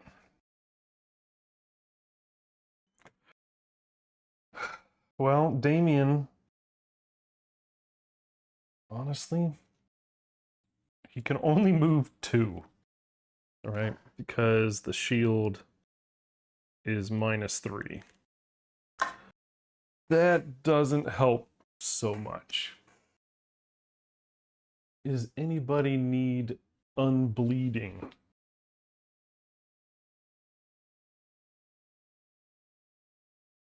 Now, Beth ran away, but I don't want to bandage her. Silk Sack Seth has 2. Oh, man. I think I might roll Victor now. Let's just get some damage on this guy. 1, 2, 3, 4, 5.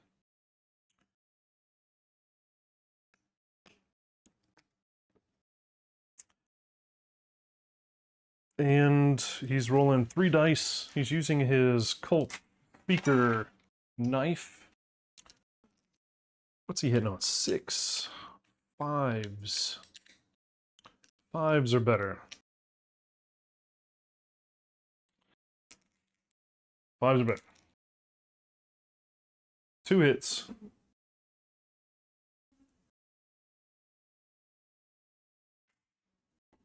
Impervious. Let's get this one out of the way.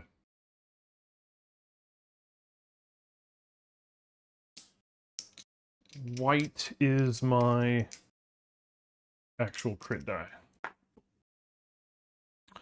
And it's deadly. I do not have any luck. That's too bad.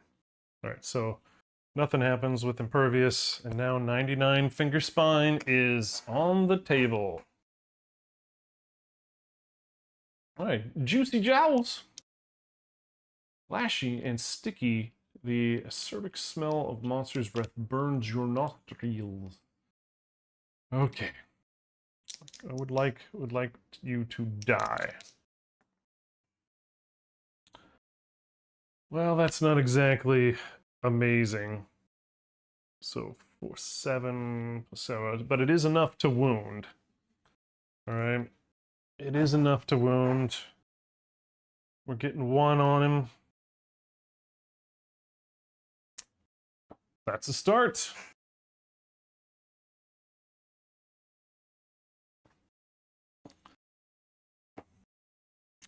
Do I surge and go again? I feel like I need to, right? Yeah. Oh, I cannot. I'm immortal. I have to be sane to use survival, don't I? Well, that's that then. Green. Green. Seth is terrified. Oh, man. Is there a way for me to get insanity anywhere? Nightmare Tree doesn't get it.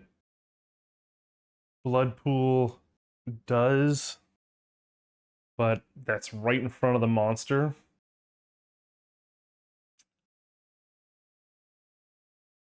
One, 2, 3, 4, 5 would get me there.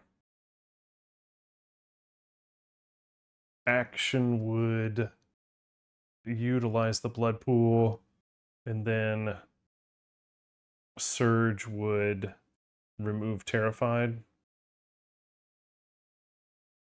Yeah, I feel like that's got to be what I do. That sucks.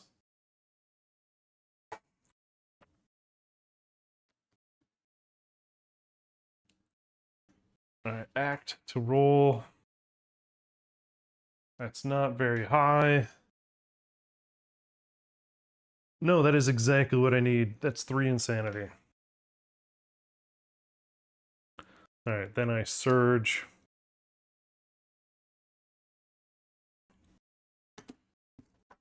And get rid of Terrified. So Seth is now 9 survival, and 3 insanity.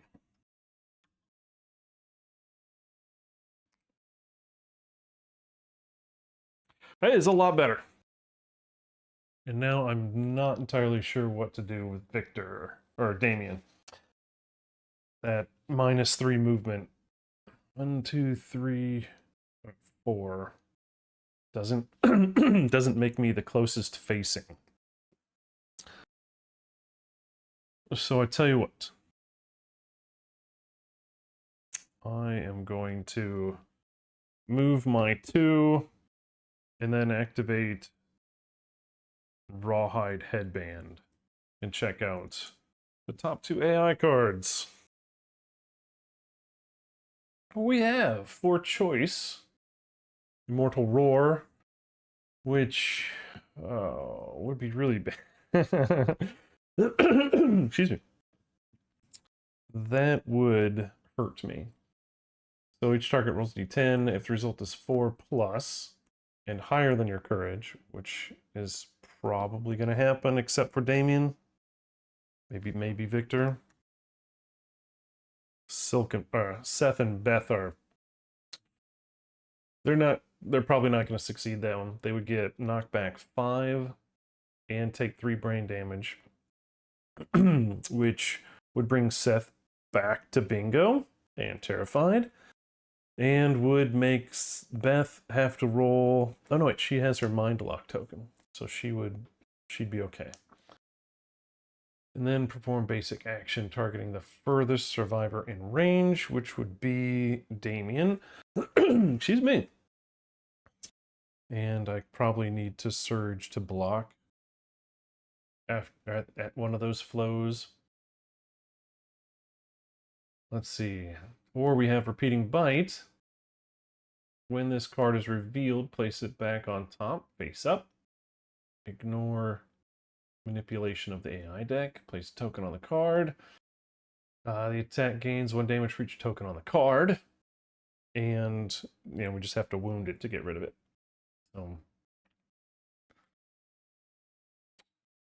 that's doable, right? Because on monster turn, our tokens would flip and we could surge that away. Yes. I like this plan. It's a great plan. So I'm gonna put him I'm gonna put him on. Yeah, excuse me. I'm gonna put these back, repeating bite on top, Immortal Roar next. Because I think I can get rid of Immortal Roar pretty fast with a surge. Alright, so bad guy turn. What's he pulling? Oh my gosh. Repeating bite. When this card is revealed, place it on top of the deck, face up. While face up, ignore the effects of AI manipulation. Place a token on this card, which I just used dice.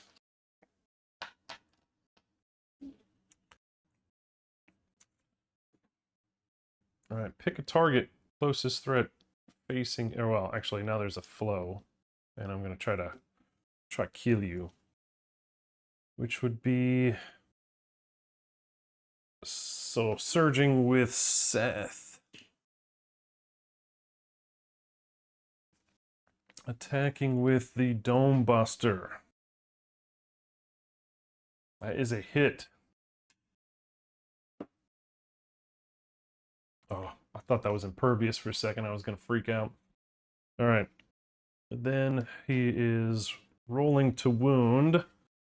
Let's see, 2 strength plus 12. So I think I need to roll real high on this guy this time to actual double wound. Oh, you got to be absolutely freaking kidding me. So Seth, you're killing me, dude. All right, so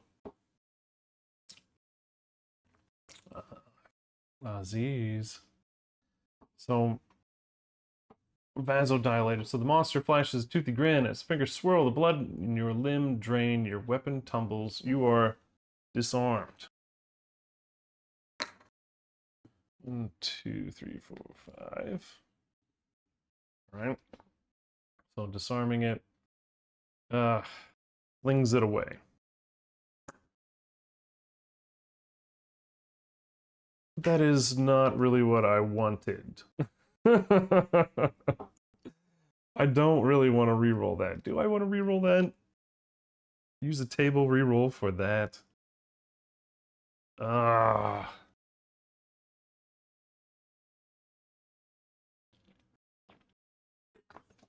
That seems awfully silly. I'll use rerolls for wounding.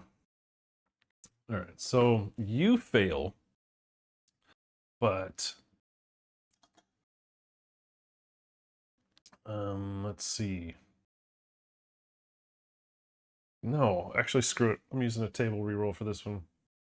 All right, I'm redeeming because why not? Because why not?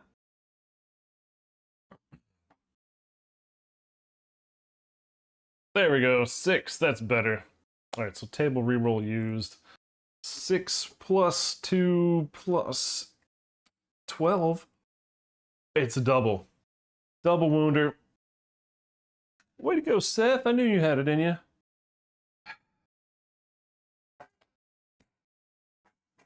Oh, and he's actually minus 1 accuracy plus 1 speed because we have 1 less terrified on the board. All right, so when you wound, the monster recoils its fresh blood, instantly coagulating into hard, translucent scabs. Archive this, draw a coagulated hit location, place it on top of the deck.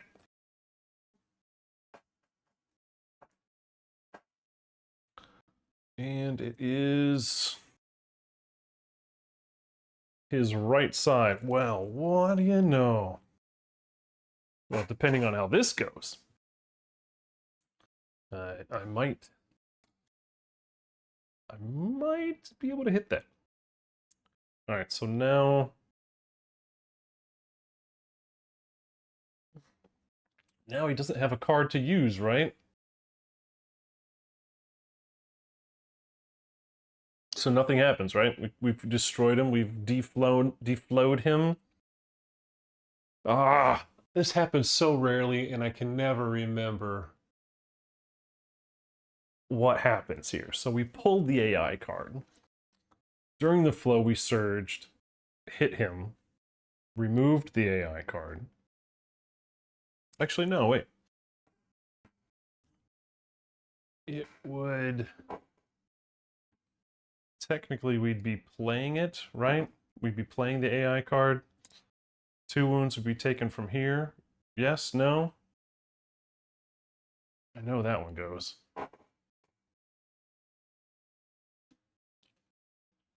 Two wounds be taken from there. So now he finishes. Closest threat facing is Silksack. But I might run away.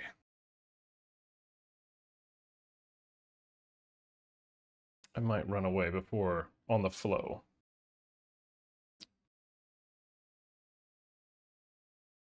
Can he dash away all? Oh, let's just say no, he can't. So he's going to hit Seth. That wasn't very nice of you, Seth. So he's rolling, let's see, 2. It's over here so you guys can see it.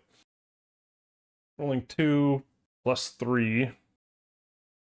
So we're on 5 dice. And the damage is 1 plus 2. So 3 damage each one. This is going to hurt. So Seth is... So we're hitting on 6s or better. 6s or better for 3 damage each. This could hurt you, Seth. Yeah, I think it's going to hurt you, pal.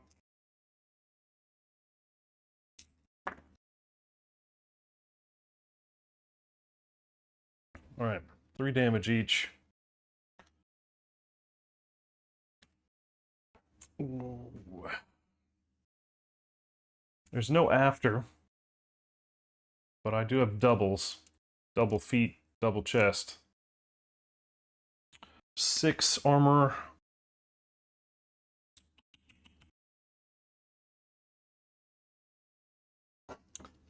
And no fighting arts or disorders.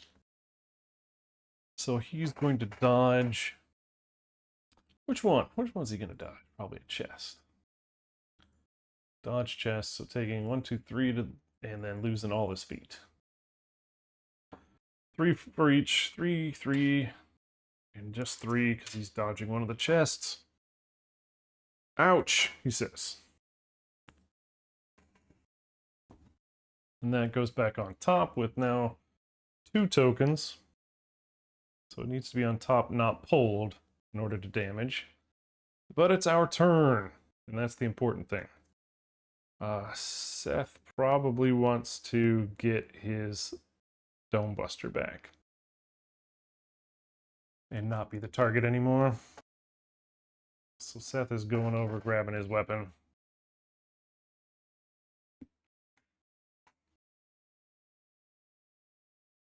Is that an action? Is disarmed an action? Or well, yeah. You must move over the tile to pick it up before activating that weapon. So no, we don't. It's not his action. His action's going to be to block while he's over there. That's important. Oh yeah. Oh yeah. Surging during flow to smack him.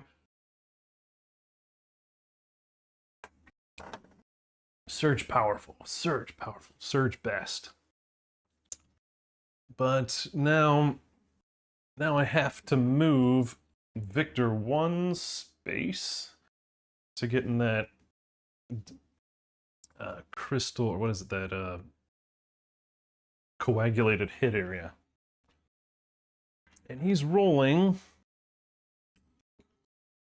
Again, he's rolling with the Speaker Cult Knife. Hitting on 5s or better. 2 hits.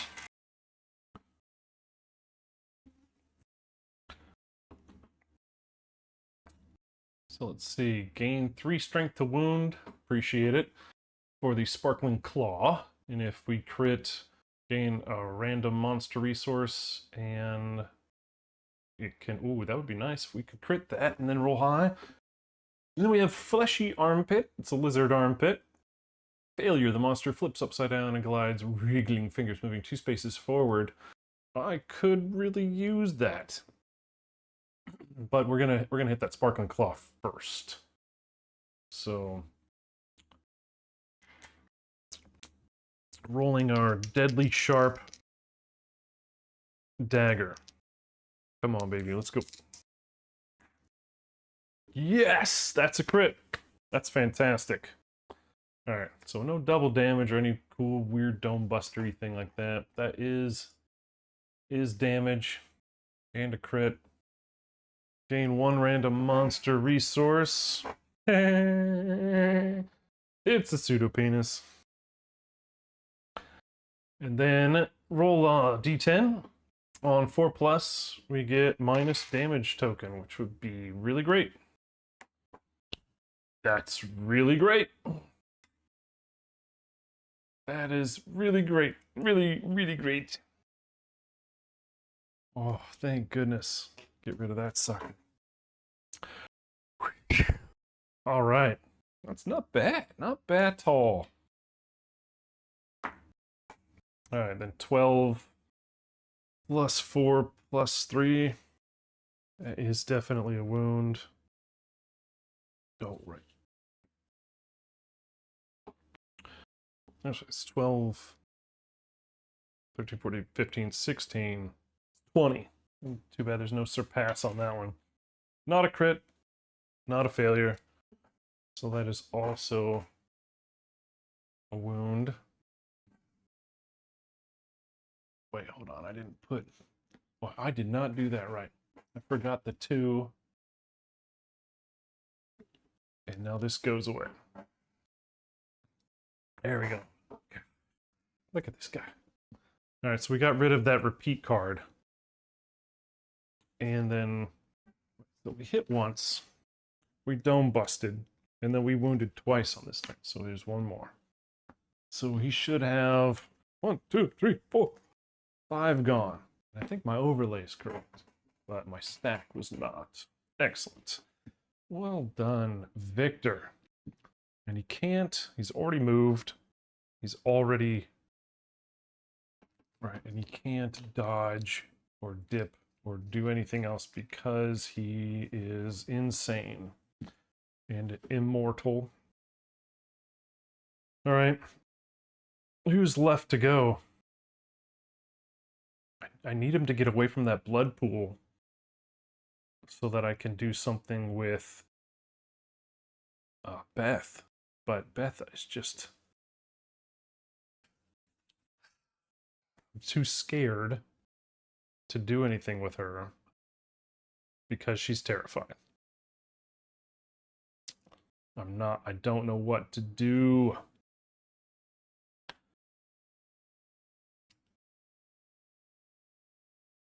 Oh wait, duh. It's her turn now. I just moved her over there because she got her insanity from the survivor carcass. Alright, well her action is to remove terrified. And she's gonna move in. 1, 2, 3, 4, 5. Yes. Alright, so that's it for her. Blue is gonna move 2, because that's all he can. And probably block. Oh, that's it. There. So not a bad turn. Oh, and now we don't get anything on his delighted because nobody's terrified. And the only way we get rid of this mood is when a survivor dies, the monster is knocked over laughing. He's not very nice. Hey, what's up, Slendrius? Hey, it's not going too bad. And Aziz is being an absolute jerk today.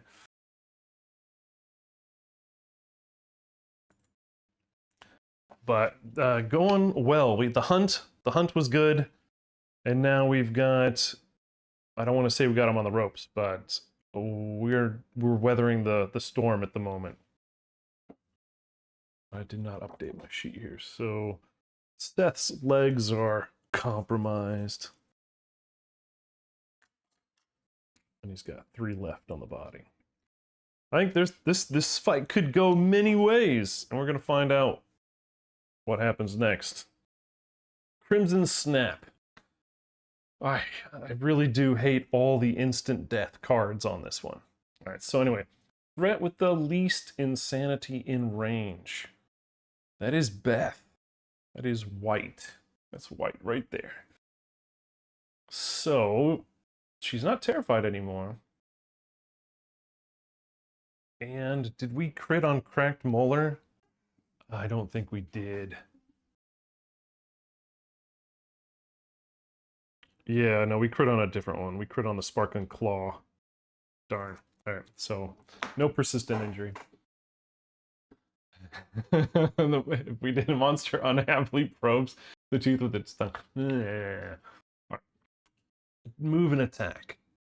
This would not be the best, because that's gonna knock over Damien. Unless he dashes. But I could dash with Beth and get her the heck out of the way as well, right? 1, 2, 3, 4. 4 to get to Beth. And his movement is 8. So Beth could move her 5 and get out of the way and nothing would happen. So let's do that. Let's dash with Beth. Dashing with Beth. 1, 2, 3, 4, 5. And I think I'm going to have to dash out of the way with Damien, because otherwise he's going to get stomped, which is just 1, 2. And the monster is going to go 1, 2, 3, 4, 5, 6, 7, 8. Snap its jaws, do nothing. Looking good so far. Yeah, looking good so far. Any errors? Any errors? Dealer hands, dealer hands.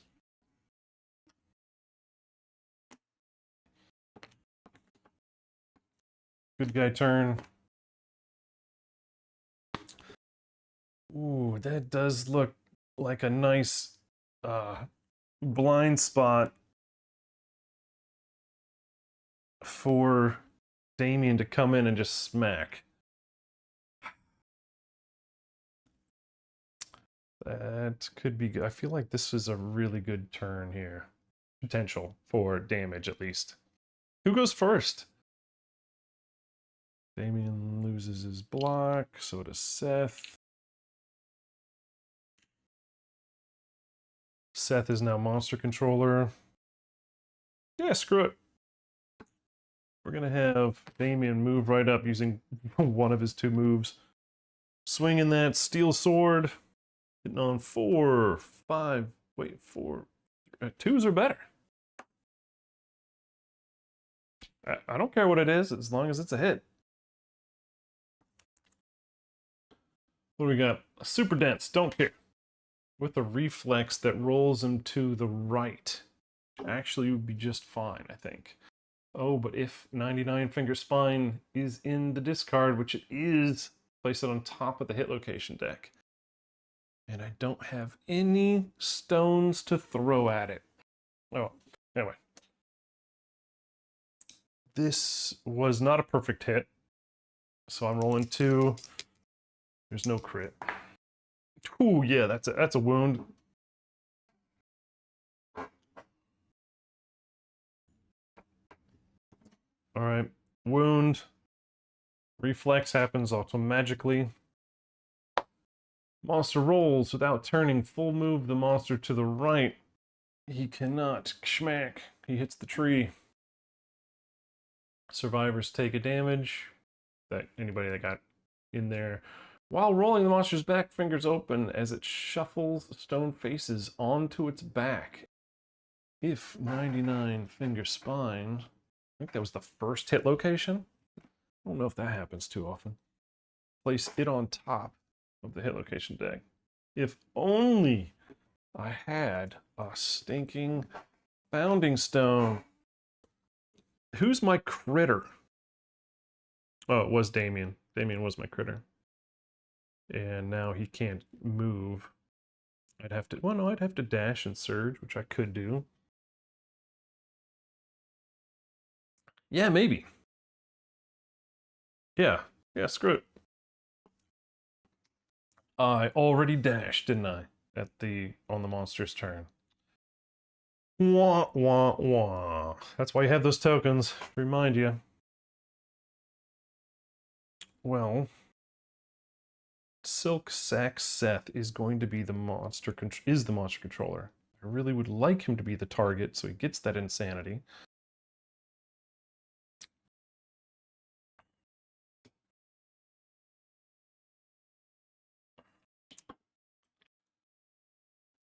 So he's going to move.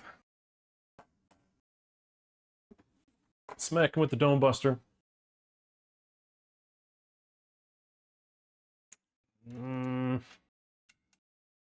No, he's going to surge to, where he's going to block with his act. Then he's going to surge to swing with the Dome Buster. Ah, that sucks. This guy can't hit water if he fell out of a boat. All right. Well, at least he's going to stand there and take one for the team, I think. And then we've got white and red that haven't gone yet.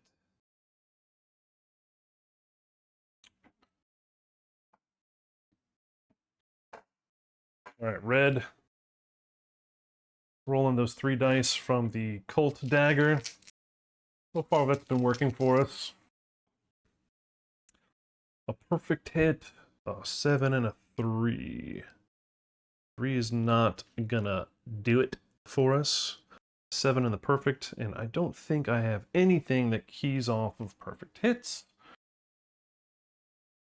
That's big fat nothing. Yep. Okay, so 2 hits then. 2 regular hits. Get the spine and salted snout. Reflex, the monster's gonna move left, which would actually be fine. Well, full move left. That would probably still be okay. And then the 99 fingers impervious, of course. So we'll do that one first. Well, this one's deadly as well. So we got 2 people that are critting on 9s. Oh, so close. 11. So it's a wound.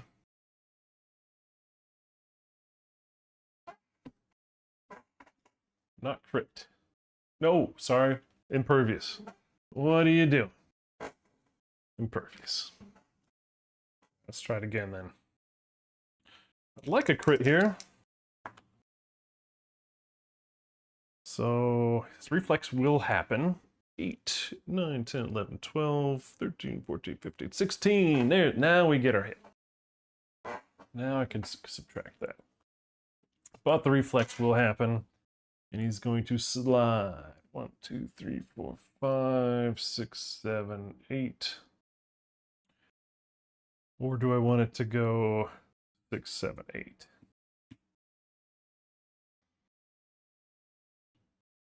This is a good question. Probably away. Away.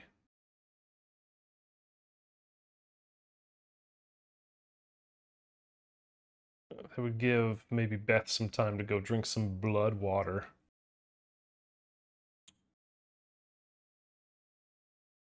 No, I'm gonna roll it this way. So 1, 2, 3. That way Beth can get a free hit on it and then run away.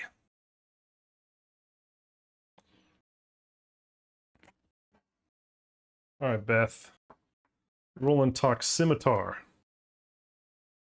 Hitting on 6, 5, 4s or better. Double 8.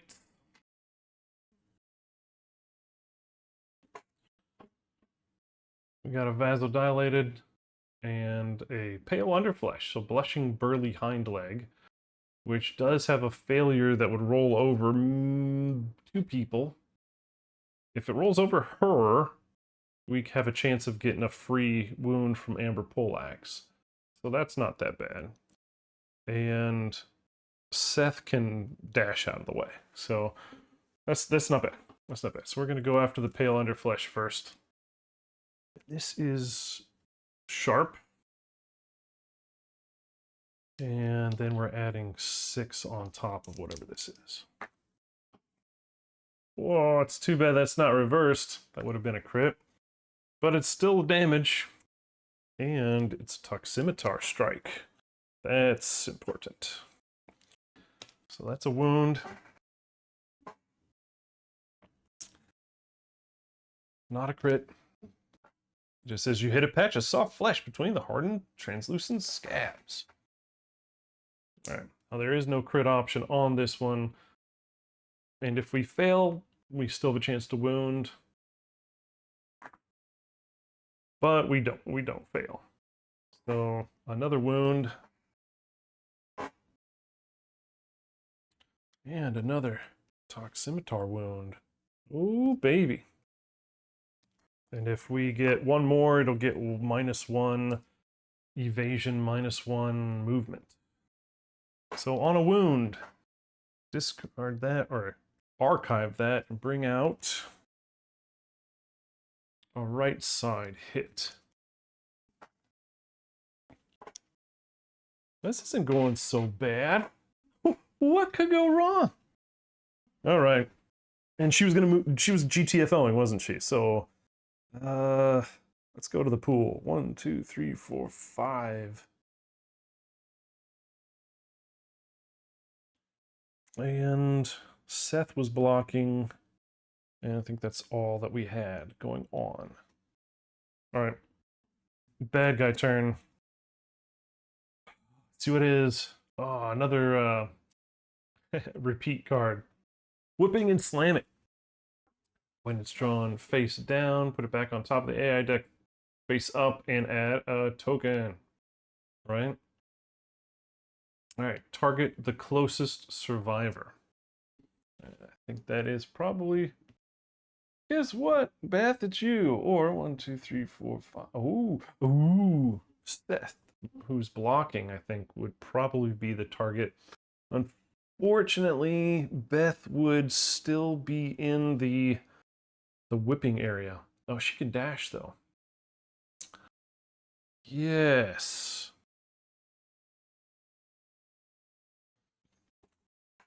I think we're going to do that. Beth is in the flow there after placing a token on the card. Beth is going to dash.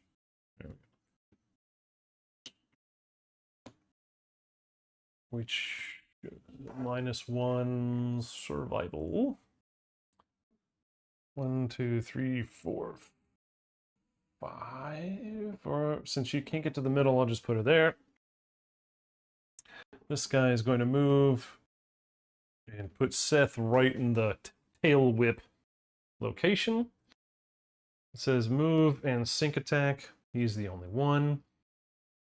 Let's see, this attack gains +1 speed, +1 damage for each token on it. There is 1 token on it. So we're rolling. Unfortunately, he's still got tokens from other stuff. So he's got 2 speed for the level, and 1 speed from the token, and 1 speed from the card. So we're rolling 4 dice.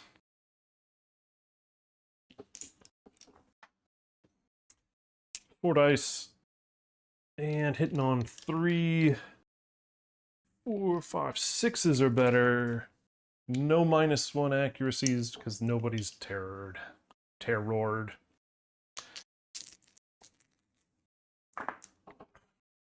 Well, that's -2. And I have a block. I might be blocking and dodging. Dip diving and all that other stuff. Because I don't want bleed or knockback. So, yep. We're going to block 1. And dodge another. Yeah, let's turn that off. Flip that over. All right. That was easy. Hells yeah. That's how it's supposed to work. Unfortunately, this goes back on the top of the AI stack. And I am really worried about the cards that are in the discarded AI when they come back. All right, let's see. Good guy turn. Seth is probably going to be the guy that runs around to get that coagulated hit. So let's do that then. 1, 2, 3, 4. Oh, he got an insanity for being the target of that. Yes. It's like we planned it. So let's set this up to 4. All right. Beth is our new target. Or, well, monster controller. All right, Seth. Come on, let's dome bust this properly, please. Okay, that is a hit. And speed is 1. So we get the sparkling crimson gills. They have gills? They use breathing. Alright. Gain +3 strength, thank you. Death, if you jinxed this, I will literally reach in through Aziz's camera and strangle you. We're doing just fine. Go away. It's actually going pretty well. Happy Gilmore, I will strangle you. Oh, no, it's a wedding singer. I will strangle you with my microphone wire. So, it's what, we're on round 3? 4? And we've done a good amount of damage, right? We're almost half. We just hit with the Dome Buster. Now we're going to roll with +3 strength on the Dome Buster to try to do 2 more damage. That is enough, right? So 12 plus 5 plus 3 by itself without any character upgrades. That's 20. So that is 5 above 15. So that is this repeat gone. And another one.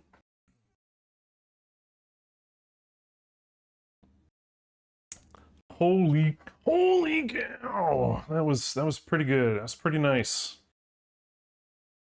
And Seth is a surgeable character. He actually can surge if he wants to. I'm really tempted to, but I do also kind of want to play it a little safe and block with him, but he is our Dome Buster. I feel like he's got to be hitting. All right. Didn't crit. Did wound. All right. All right. Surging.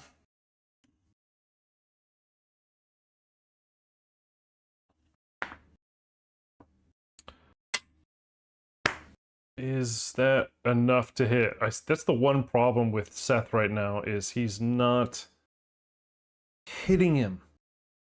Okay, so that's a whiff. That's a big fat nothing.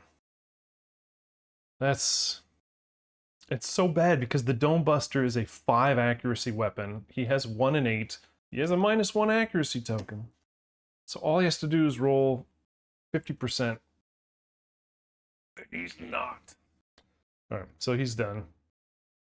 We need to get Victor in. Let's get Victor in behind. I don't need to be in his taint. I could be anywhere back there. I might want to leave room. Alright. That's 3 dice. Hitting on, I think we said before it was, let's see, 6, 5, but we're behind, so 4s are better this time. Uh-oh. Oh, darn. I always get scared when we see multiple, like, multiples. Because you just get that much closer to the trap, which we didn't draw. Wow! We did drop a trap. That's 2 vasodilated, but these guys have twisty, roly-poly reactions. What's this one? The wrinkled gums is the monster's lower jaw drops open, its long tongue undulating hypnotically. Turn the monster to face the attacker and move 3 spaces back. The attacker suffers the flea brain trauma. If they are immortal, they frenzy instead. They are immortal. Frenzying would be kind of okay, because I can't use survival anyway. But that's if I fail, it jumps back. If I fail, it rolls. If I fail, it rolls. What's the crit on this one? Lustrous Tooth, if the attacker is in the monster's facing. I can draw another one. I don't know. Hey, Necro, I will say it again. I love my lurkers. Chatting is not required. I'm gonna talk to myself no matter what, because nobody else is here at the table with me today. So don't worry, all right? I know you're there. Even if you're not here, you're here in spirit. I appreciate it. But, all right, now what am I doing, Necro? Which one? No, we are doing great so far. Knocking on for Micah. I feel like I want to go after the wrinkled gums first. Right? Because that one is going to jump away and not roll over anybody. A person who needs to be rolled over is not going to be rolled over either way. So yeah, let's do wrinkled gums. And this is sharp.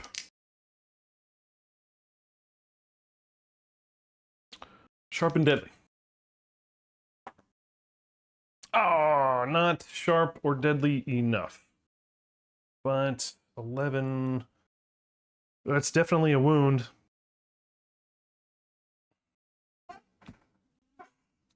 Not a crit, but is a wound. So no failure. So now we are on to the blushing foot knuckle, or the blushing hip wrinkle. And it's going to be rolling left or right on failure. So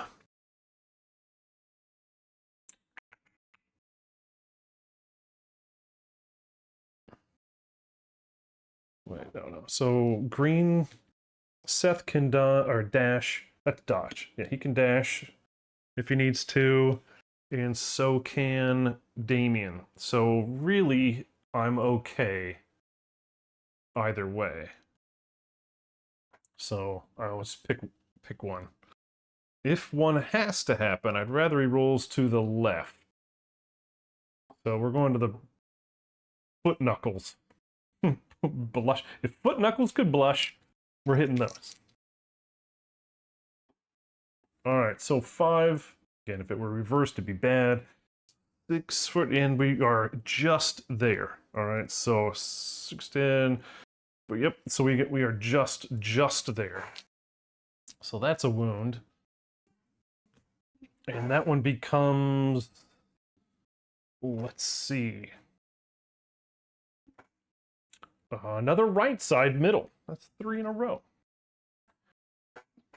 All right, now we're doing this one. This is going to be running the other way. As a definite. Oh, that is not critable. So not critable is another wound.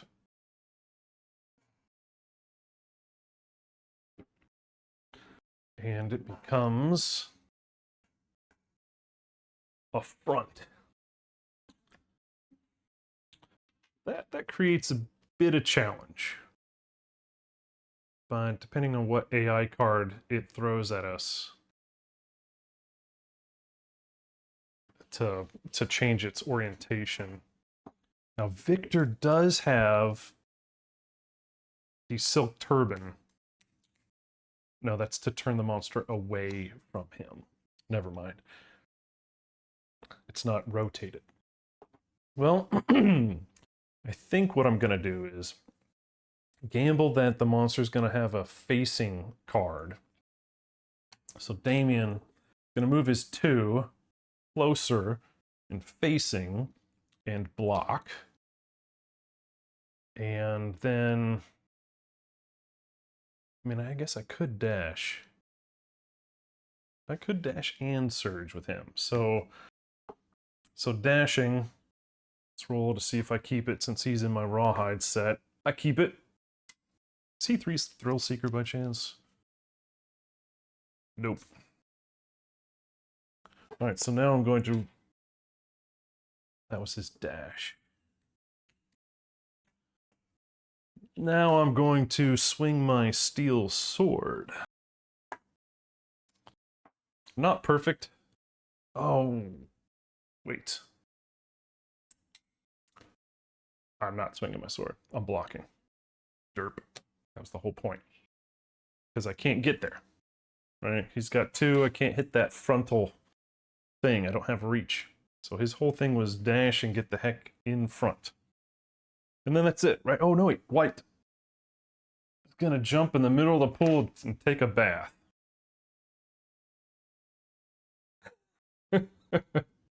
Doing her best Peter Pan Croc imitation. Alright, so she needs to not roll a 1. I just jinxed that. Way to go. everything else is good. Oh, I don't know if that's really great for her. Well, it's too late. She got it. She's 11 because she's lantern plus in the middle, so she gets immortal. You drink deep and let the blood wash away your fear. You feel invincible. You gain the immortal disorder. That can be good, it can be bad.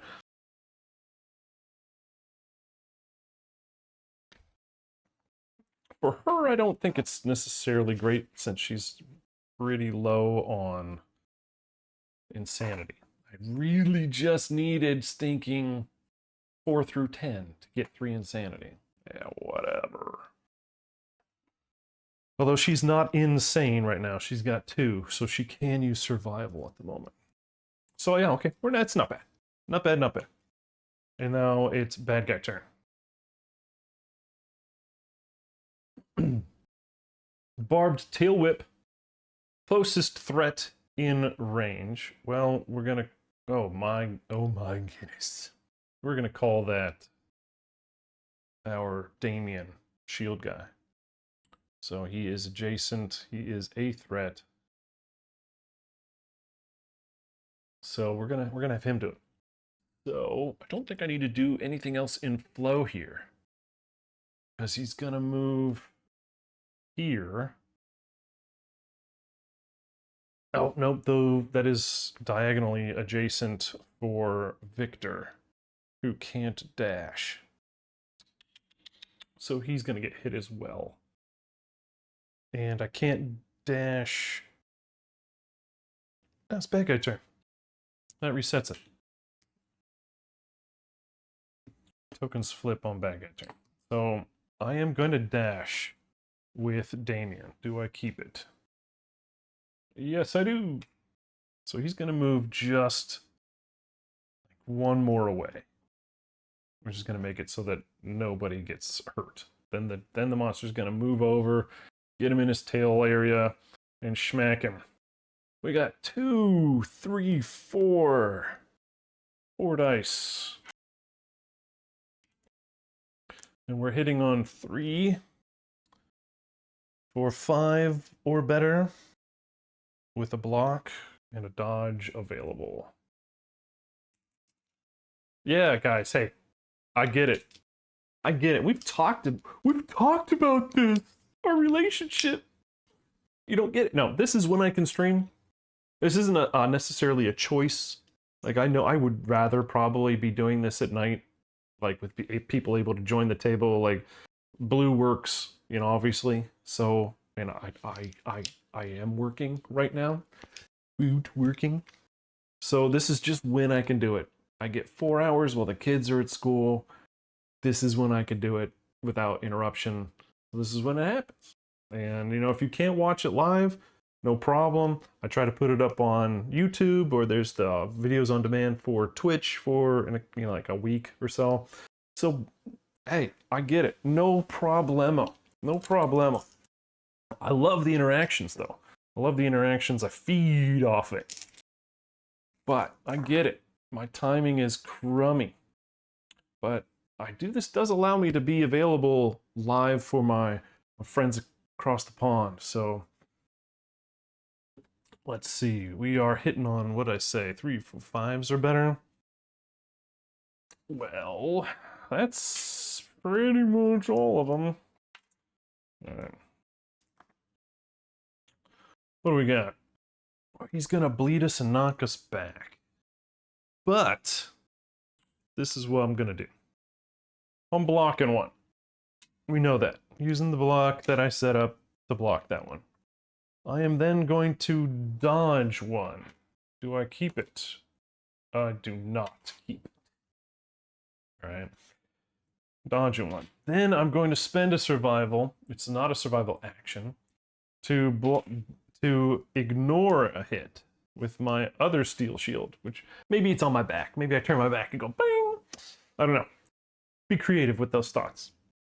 And if I'm doing that wrong, then sue me. Oh, okay. Speaking of suing, I hate this part. On Discord, you guys remember we talked about that. Really, not only is it an effective tool, but it was also pretty. So Aluminum Man, I believe, created, I think that's his name. Oh, I hope I'm not getting that wrong. On Reddit, posted, hey, check out this, passion project, this KDM gear grid. Yeah, exactly that one. Guess who threatened litigation and has had him close the site? That's really crummy in my opinion. I don't necessarily agree with that. I'm disappointed. I hope they can come up with a solution that would allow him to continue his passion project, and so that we can use it, because it's it's a fun little thing for us to play around with our gear grids while we're not playing, right? Like if you have to come up with something that's a parallel, like Icy Veins or classic DB, where you could go and play with World of Warcraft talent calculators. Like you could just play with the talent calculator. You're not playing the game. Like you're on the webpage doing it when you can't play the game. And so I don't see how that interferes with his making money from it. So I felt real bad finding out that his project got a takedown order from APG.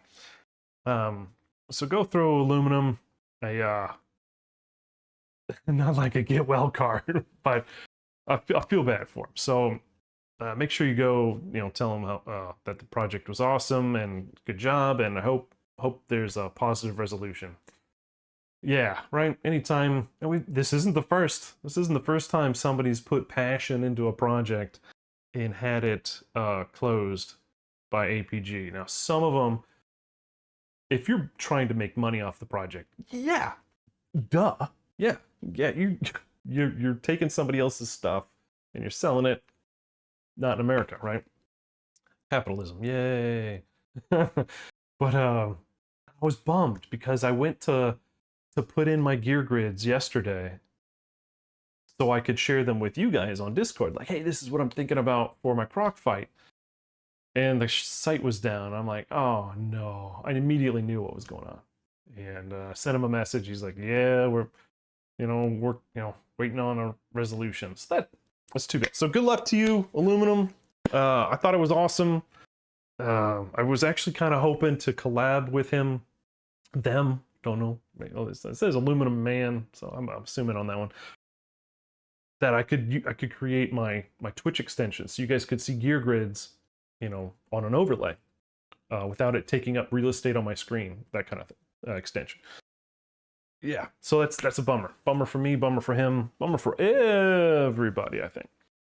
Anyway, so all right, Damien just dip, dive, dodged, ducked out of the way of the barbed tail. No bleed, no knockback.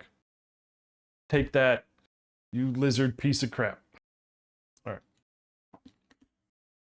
My turn. All right, we've got coags. So we've got to move to get in range, and this sucks a bit. So we've got this one on top. So one on top, one to the right. One to the right. So, and unfortunately, I've got... Well, actually, I could have Seth. 1, 2, 3, 4, 5. Ah, crap. He'd have to dash.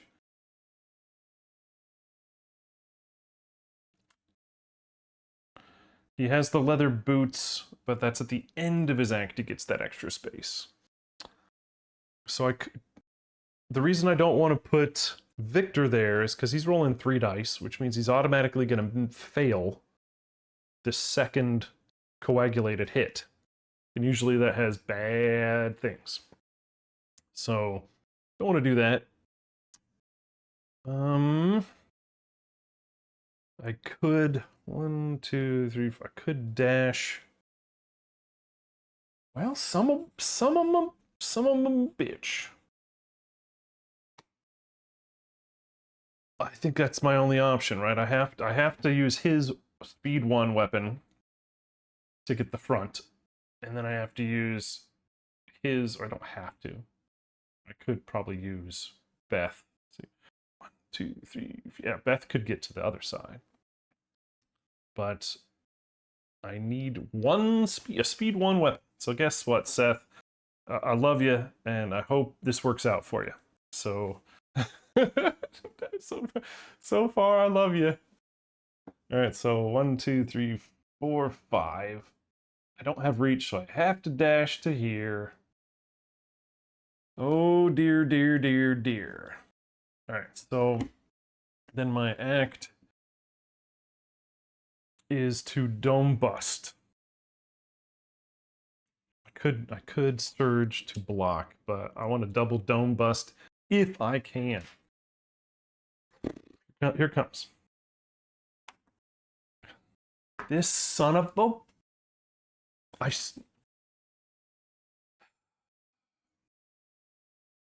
Alright, well, I miss. Because I need 5s. Alright. So, I have to hit it, so, to get rid of it. So, surging.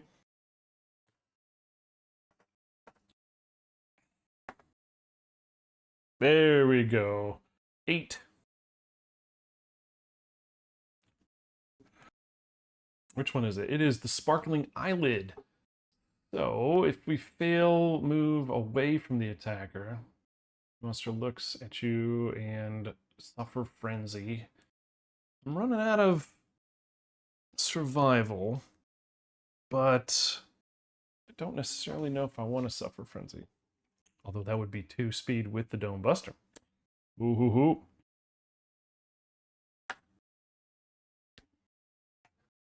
Seth! I mean, a 2 would be fine. A 2 would be fine. But you know what? I think I don't. God bless it. You're forcing me to want to use your lifetime reroll on a level 3 Croc. No one has a reroll out there? Please, somebody throw a reroll out there for me. You guys, please. I hate begging. Do we have one available? We do not have one available. Tell you what I'm going to do. I'm going to take a break. I'm going to take a 2-second bio beverage push-up break and hope we get one. Oh, yes! Okay, let's get rid of that die. We don't like that die anymore. Alright.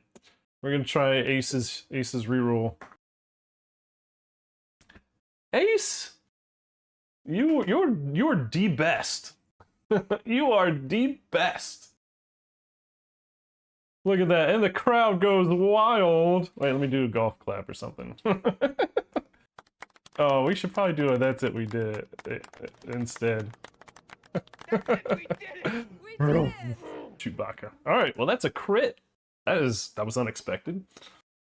Which is also 22, 23, 24, which is a double. So it's a double damage crit.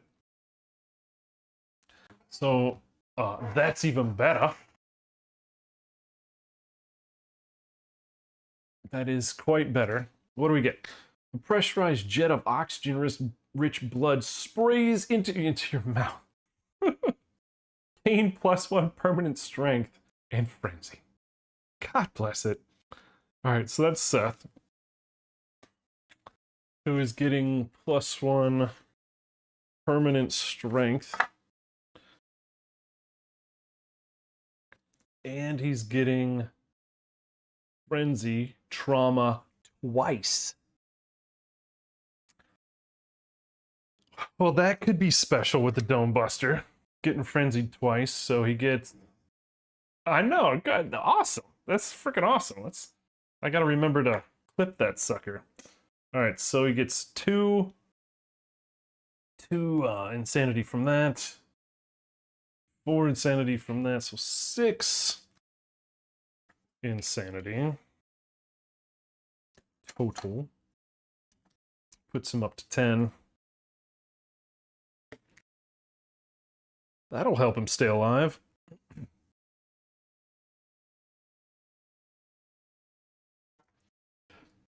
What else was it? And frenzy twice. I'm just double checking my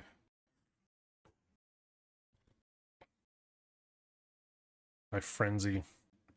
Because for some reason I feel like there's no disorder with frenzy, is there? Yeah.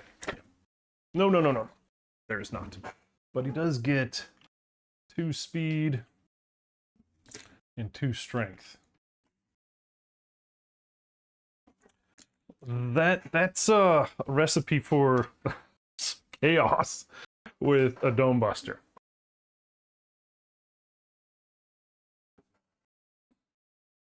Oh, and then he gets the Eye of Immortal monster resource.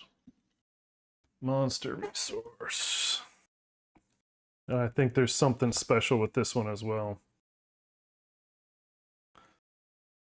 Oh, yeah, there is. And it's a crappy one. So that's the phobophobia. Fear of everything.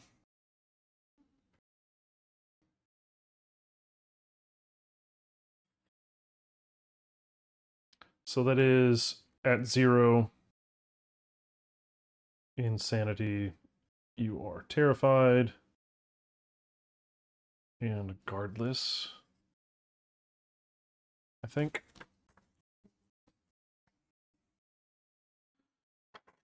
My goodness. This is consume it to gain disorder or immortal. Not sure about that one. All right, well, that was his surge, and now he is frenzied, so he's not going to be doing any more survival actions. I guess that was a good place to use it. And now I think I'm going to throw Beth. Not throw Beth, but 1, 2, 3, 4. Have her hit the side. She is rolling 2s, hitting on 4s or better. Now that is no perfect hits on this guy, if I recall. Yep, no perfect hits. So, but that's 2 hits. All right, we got a Vaso and a Sparkling Heart. First strike, so gotta hit that one first. Regulated. No bonus strength. What's with this kibble? Alright, reflex. Chest fingers open seductively. Not imaging that one, I think, properly for it to be seductive. Alright, revealing an 8-chambered heart. Its octuple beat transfixes you. Gain immortal. Perform basic action targeting the attacker. So, if I am already immortal, right? Yeah, I am already immortal. All right. And then if I crit, I can potentially kill the monster. Well, this should be fun. I do not have bonuses to crit.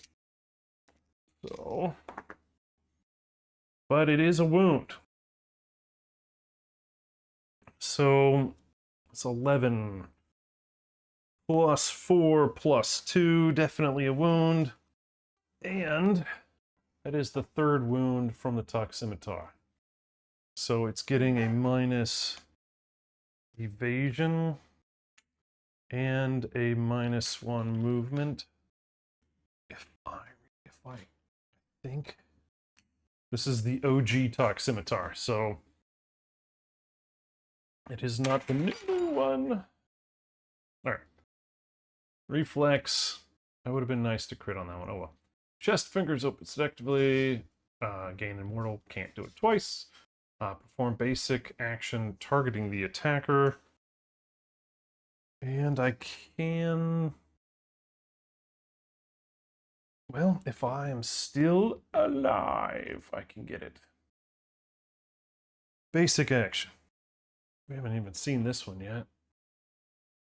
2 speed, 3, 4 speed, hitting on 4s or better.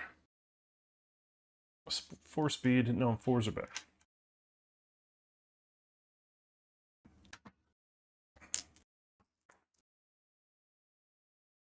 Well, there's that's all 4s except for this one, which is the Gambler 1. So that's 3 hits.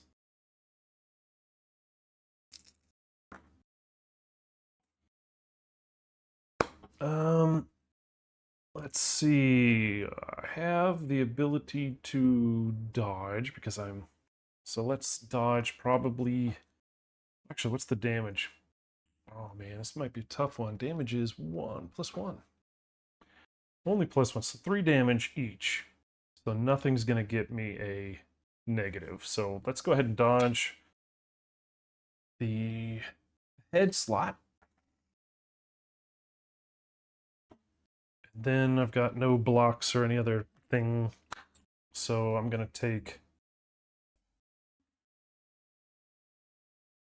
Oh, actually, no, I have to dodge a belt so I don't get a severe injury.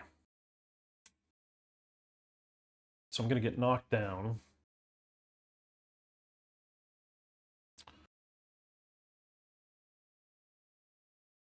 And then take a light to the feet. Oh, not the feet. The waist. So knock it down. And I'm not terrified, so that's that. But that does cancel my next wound attempt. What a bummer. Alright, so now I have red and blue to go. I just jinxed it in my brain, but Victor is probably going to get the trap here. Look, why would you do that? Why would you do that? Alright. Because I'm sadistic. Alright, so he's rolling.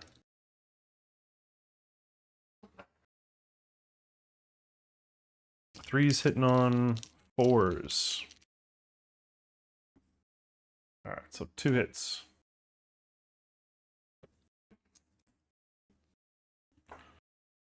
We get pretty much identical. So blushing, twisting back, we get on failure. The monster's plated scabs grind and crack. Spraying pungent ichor, bleeding wounds, pucker and sizzle erupting, flesh. All adjacent survivors suffer brain damage equal to the number of bleed tokens. Wow, that's everybody. That's brain damage. I think we should all be fine though. All right. Then on the other one, it's failure, moves 2 spaces forward, which would be kind of okay because I could get a potential free wound. Let's do that bulging neck first. And this is my sharp Colt dagger. Oh, I don't think that's enough. That might be a failure. 6, 7, 8, 9, 10, 11, 12, 13, 14. Wah, wah. That is a failure. So it's going to move forward 2 spaces. Ah, no free wounds. So you're going to get 1, 2, 3, 4, 5. No, actually, I think it still does. I think it's still facing that direction. Let's read it again. Forward, it cranes its neck backwards, and they suffer 4 brain damage. So that puts Victor down to 10.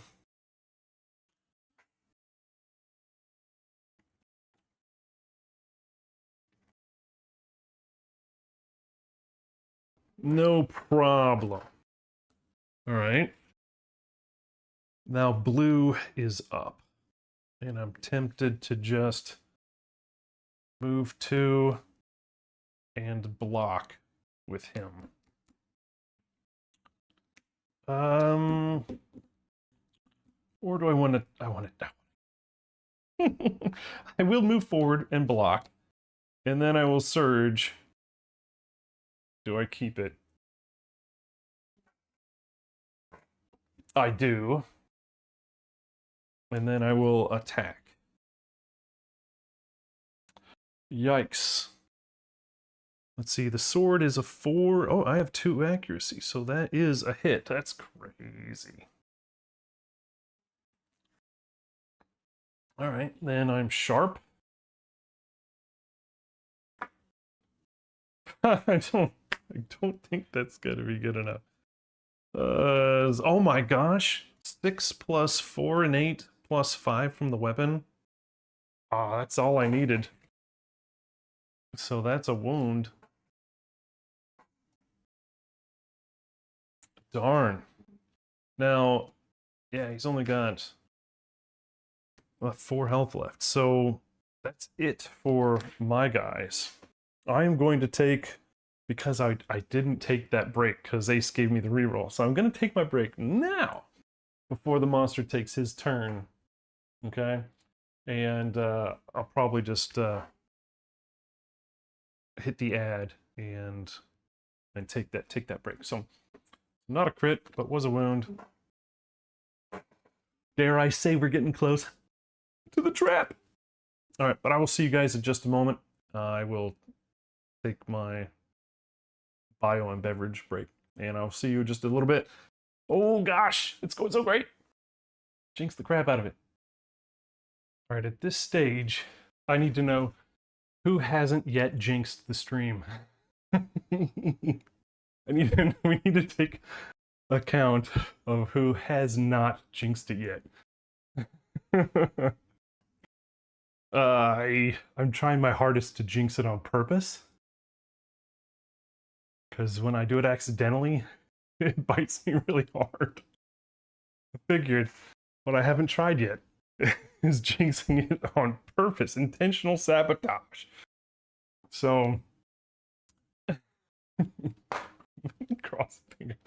With 4 hits left, we have an absolute doozy of a hit location, or not hit location, but a AI card. Oh my gosh. And it's his turn.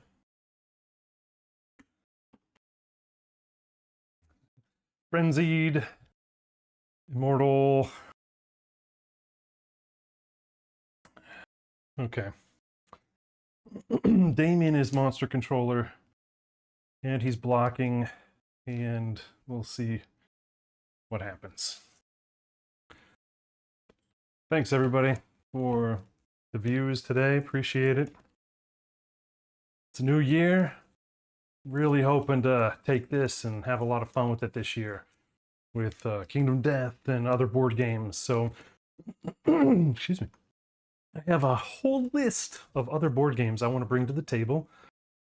If you want to have a say in what I play next, what campaign games I play next, or what video games I play next, or what I paint next, hop on Discord. I want to hear from you guys and gals and people of the internet, whatever. Just let me know. All right, I'm done shuffling this AI out of nervousness. Okay, here we go. Dun, dun, dun, dun, dun, dun, dun, dun, dun. And catastrophe. Okay, that's not too bad. Closest threat in range. And yep, that's our good boy Damien. But Seth is in D-Way. He's gonna get hit too, isn't he? Yeah. Sorry, Seth, you're gonna get hit too. So we've got Stink Strike, putting Damien in the tail whip. So which way is that going? Yeah, it's going this way. So yep, he's gonna get hit. Let's hit Seth first then. And this is a bleed knockback. 1, 2, 3, 4 dice. Hitting on 3, 4, 5, 6s. This is for Seth. Well, so Seth's getting hit 3 times. Whoops. Chest, hands, and waist. And this will be at, let's see, 1, 2 damage. 2 damage. Not too bad. Okay. Can't dodge because I'm frenzied. So I'm going to take all 3 of these. So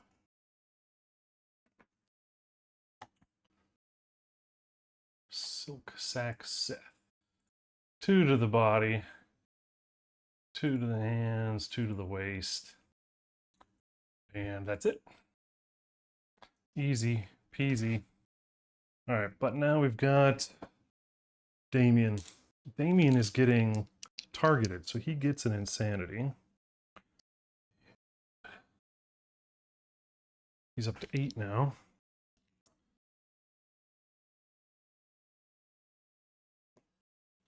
And I think it's the same thing. So 3, 4 speed, 3, 4, 5s are better.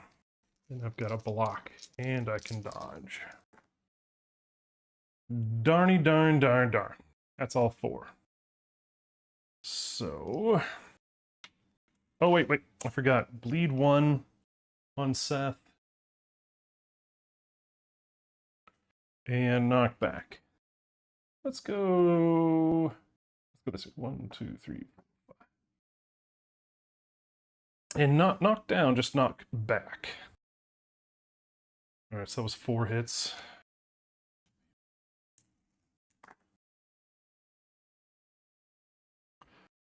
Head, double chest, and waist.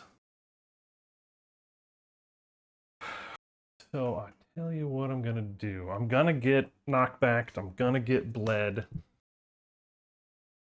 If it was 3, I could have dodged 3, but it's not. So let's go ahead and block head. Block. Dodge body. Let's see if I keep it. Ah, I keep it. And then I'm gonna spend a survival to block body. Yeah. Or well, to ignore body, and I'll take the 2 damage to my waist. And then I take a bleed and a knockback. So 1, 2, is it 3, 4, 5. It's not knocked down. Knocked. All right. That could have been a lot worse, but it's also setting us up really well because one of these 2 cards on the stack is the one that does either speed or damage based off of the wound stack. So we really want to get... Oh, and you're up. Want to get this guy down. Really. Like, really. Really want to get this guy down. But I also know that the hit location, the trap is probably right on top.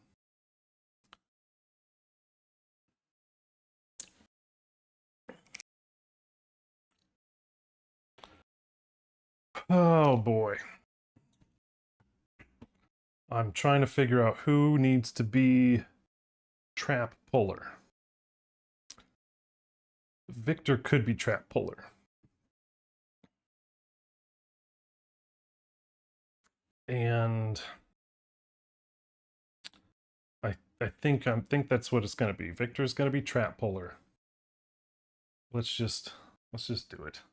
1, 2, 3, 4, 5, getting behind him.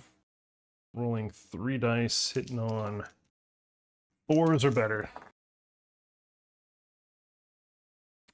1 hit, but it's on top, so it'll... I'm trying. All right. I'm trying to pull it.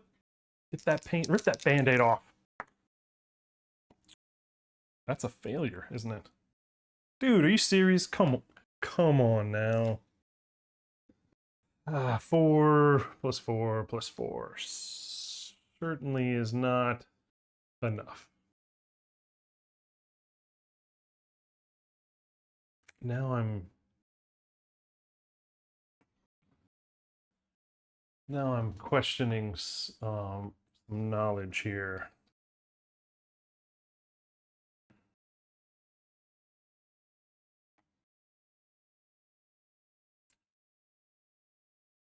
No, that's old one.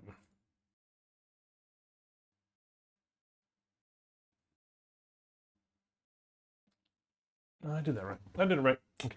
Just was trying to figure out my old crescent step item. It's 1 movement, 1 evasion. If it's toughness. We had it. All right, nope. So it's a failure. Come on. So monster rolls without turning. Oh, and it rolls the wrong way to get a free wound. All right. The monster rolls without turning. Full move the monster to the left. So 1, 2, 3, 4, 5, 6 goes there. I will need to. I can't dash out of the way. So you're gonna get smashed and knocked back. 5.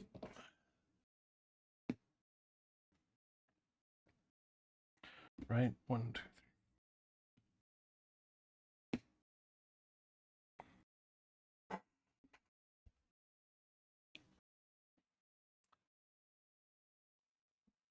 Oh, right. That is if I roll higher than a 3 at 4. So.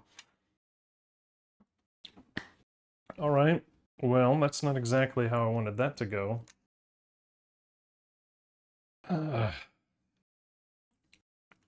So Seth is going to come in and attempt to dome bust. We know how well he's been doing recently. Oh, right. Yeah. So on collisions, suffer 4 damage. To the head. Oh, but I'm immortal now, aren't I?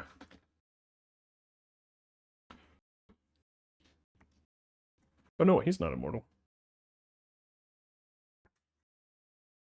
But Seth isn't immortal, right? It's Beth and Victor who are immortal, right? Or am I not remembering that correctly?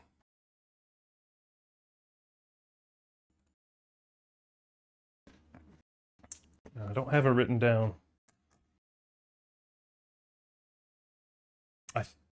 I feel like he did become immortal, didn't he? No, he became frenzied. Double frenzied. That's what it was. And he got phobophobia. That's what it was. All right. So nothing there. He moves in. Oh, and he's rolling 3 on the Dome Buster. Ah!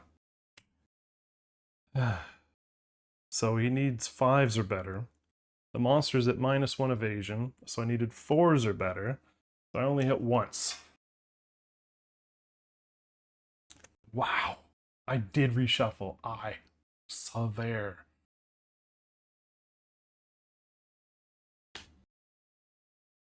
And that is a double. That's double damage.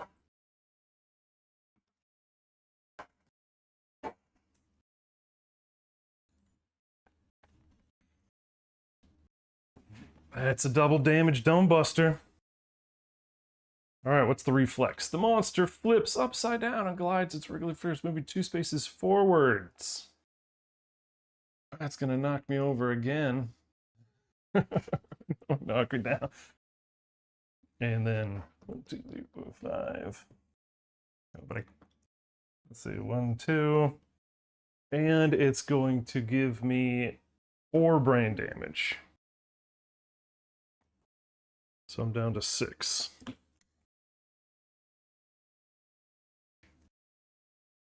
Seth.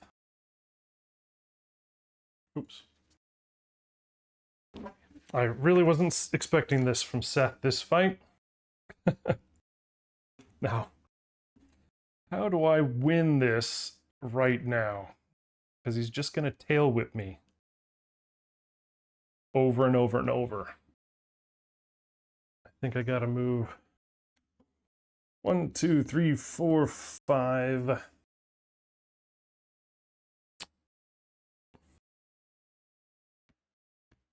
And nope, I can't do any damage with her this round. And nope, can't do anything with her this round. All right. Well, what about you, Mr. Damien? 1, 2. Let's dash.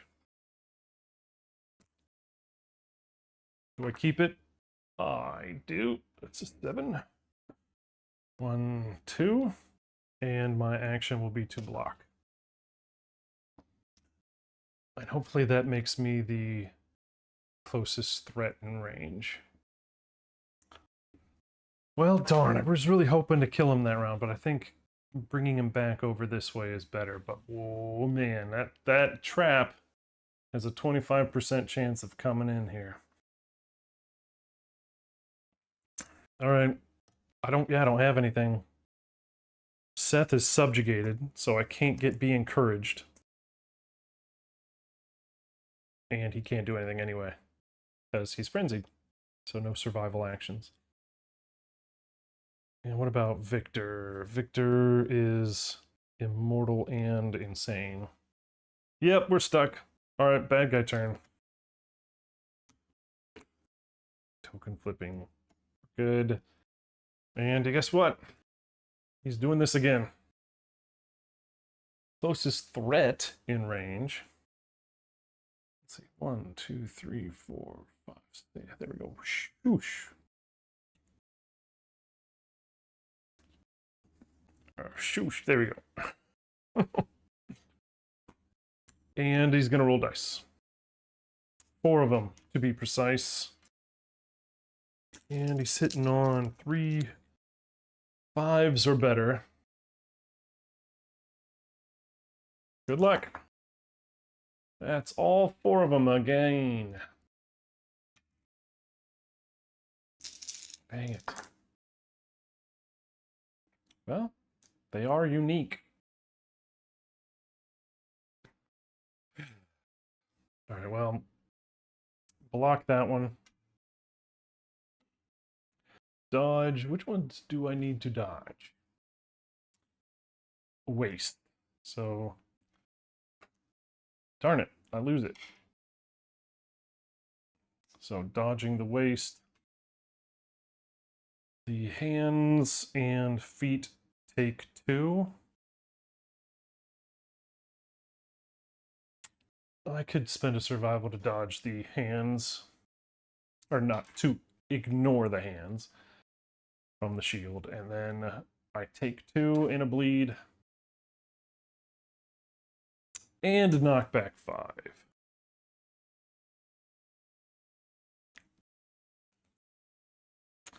Ow. I think that's what happens. I can never remember.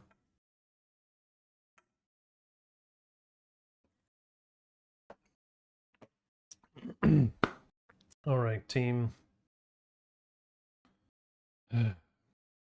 Talk Scimitar or I could encourage Damien to get up. But I think I'm just gonna come in here with Victor, chuck on my 3 dice, and pulling 3 cards.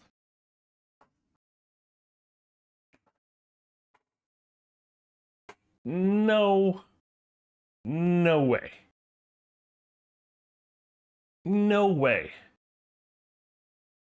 That I did. I saw the trap was on the bottom. So I was like, ah, dang it, I saw it. I reshuffled and I shuffled. Like, really. And I'm really surprised. That is crazy. I am most shocked. All right, parry doesn't mean we have to do it first.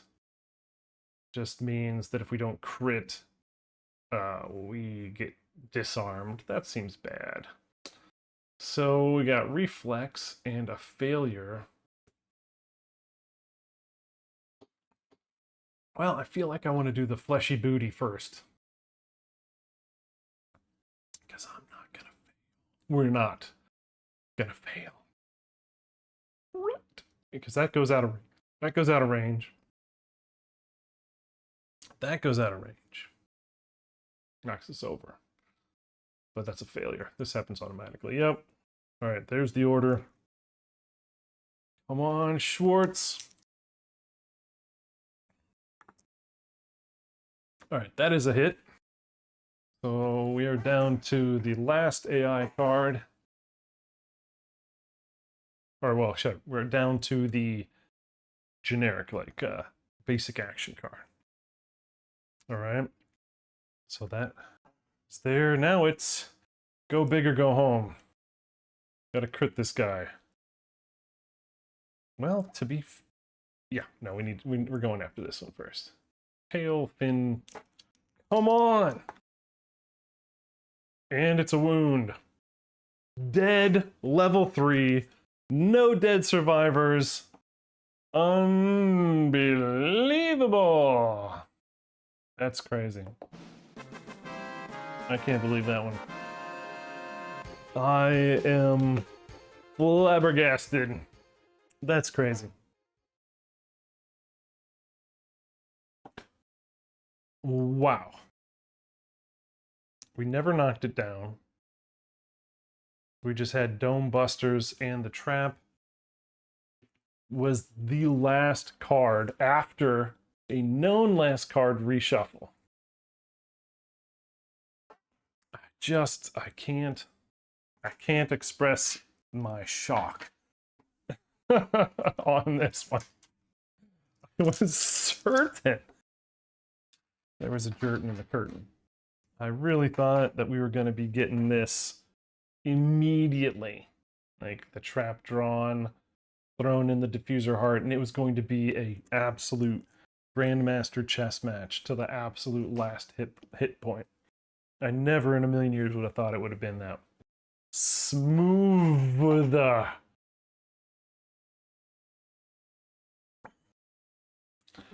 Well, we're waiting.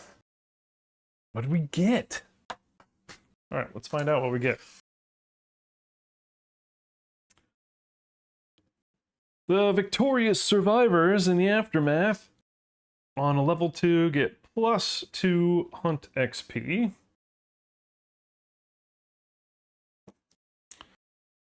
Victor and Damien, ever more veteran.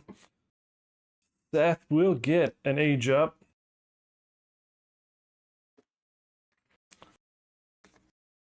And Queen Beth will not. So Seth will get something.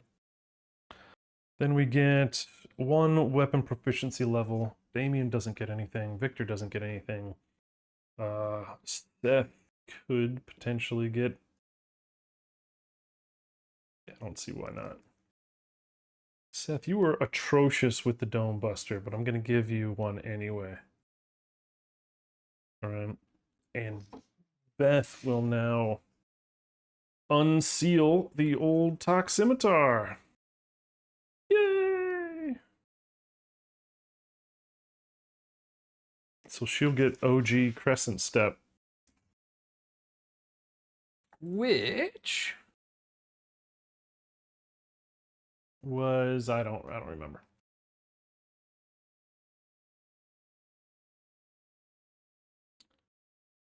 I think it was during your act, when your attack ends, gain a movement limit once per round. I think the new Crescent Step is... Actually, we've got the card for the new one. It is your On arrival, lose 1 to all hit locations, gain a speed token. If you're within 5 spaces of the monster, you can spend a movement to place yourself in an unoccupied space in its blind spot. That's quite different.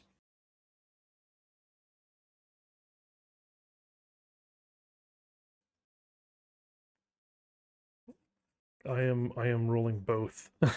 Aggressive step is after your attack.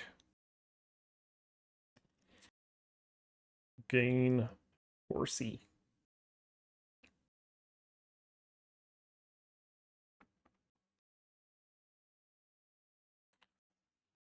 All right. Then we have rewards. Level 3 gets us 5 basic, 8 Crimson Croc, 1 black Lichen, and an Indomitable. 5, 8, an Indomitable, which is the reason we're hunting level 3s. 1, 2, 3, 4, 5, 6, 7, 8. 8 of those.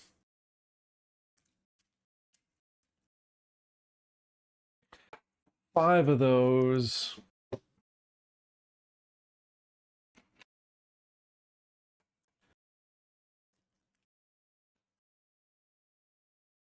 One of those.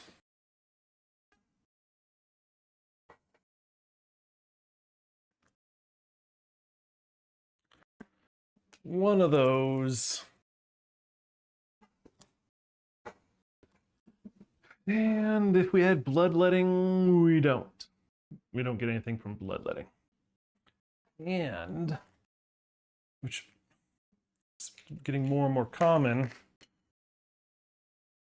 4 endeavors for returning survivors, +1 for cooking.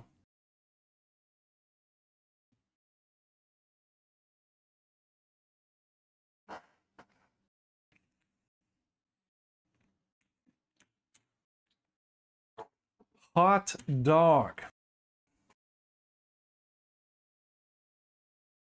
Man, that was a good one. That was a fun one. Ain't you gonna look at your car? We're gonna look at the regular monster resources first. Pale fingers, so bone hide. Tiny ear, organ hide. Pale flesh, hide. Pale fingers, bone and hide. Immortal tongue, bone organ. Veiled glass, bone glass. Crimson bone, bone. Flat vein organ. So we'll be able to innovate. Yeah, just from monster resources alone. Basics, let's get some perfects. Or yes, even better, we get some scrap. We got a perfect organ. 2 monster hide and a bone. Now, let's see. Drum roll. Diamond scales. Okay, we get the guitar. So, is it Indomitable Perfect Hide? When you gain this, gain the Diamond Scab guitar. When you, what is that? When you shine lantern light onto it, you hear a faint scraping sound. Interesting. And then Black Lichen, which is bone organ hide, consumable, and other, malleable, pungent, and attractive. You may consume this. If you do, your lips turn gray, your hair whitens, and you become infertile. Gain +1 courage, +1 understanding, and suffer destroyed genitals. Sounds delightful. Now, let me grab that scab R pattern.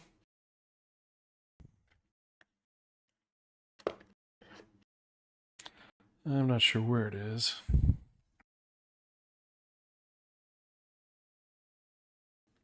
I think you can make 2 of them, but you need another one for it. Great question. I don't know.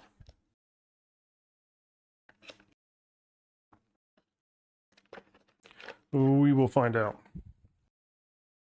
It's just taking me a moment.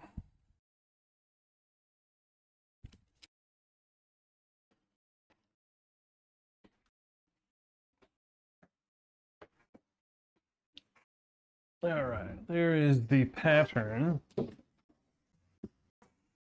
Victor is our Qatar guy, so let's see if this is better than our scrap ones. Because they really weren't doing it recently. Four strength is just not enough anymore.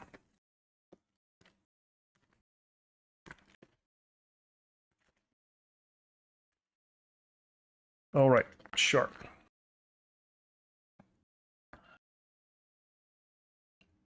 So yeah, we get one. So it's one perfect resource, scales, 2 organs, and there it is.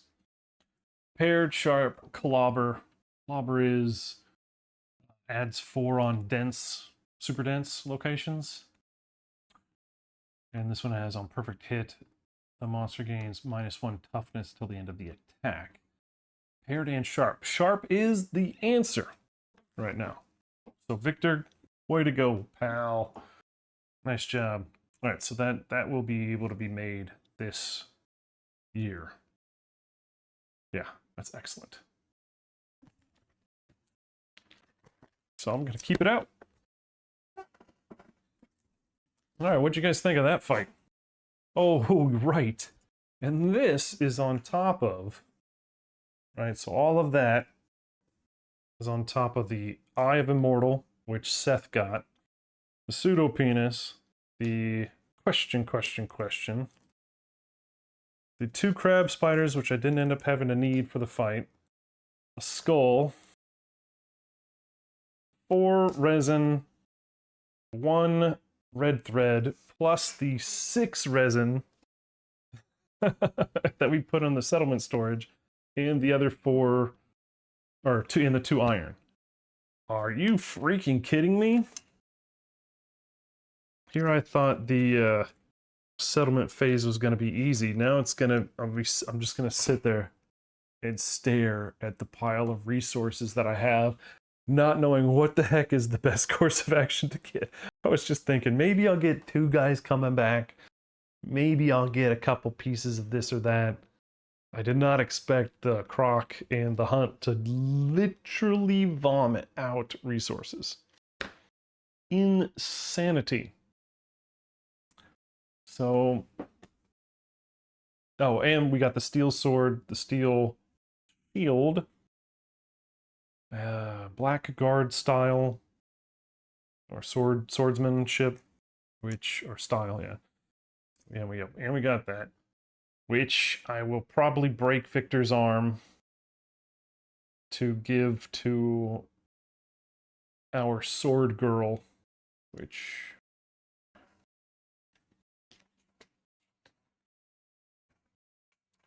yeah. Yeah, I'll give it to our sword girl. Grace the Sword. She's not particularly amazing, but she is sword spec. And she always has swords, so that'll work. And we have our sword options now. Steel sword's probably in number 1, though. Anyway, wow. Wowie wee. All right, so what time is it? It is, and we got about 15 minutes. Do we, oh, 15 minutes to read story events, of course.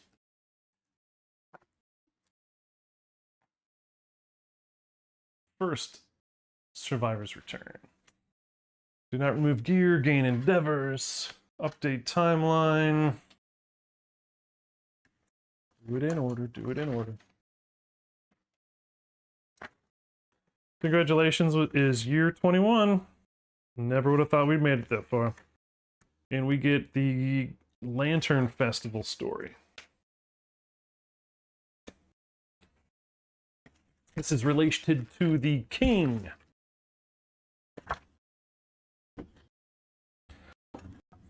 Alright, I'll choose not to show those. Pick photographs. In case you guys are at work. I am very nice. I am courteous. All right, Lantern Festival. Life and love are fleeting. The bedrock of the settlement is shattered. The survivors come together and decide to reject despair. Their laughter and light will shine in the darkness. The survivors decorate the settlement and celebrate. Then they rest. So celebrate is roll a d10, add +1 if we have Song of the Brave. Okay.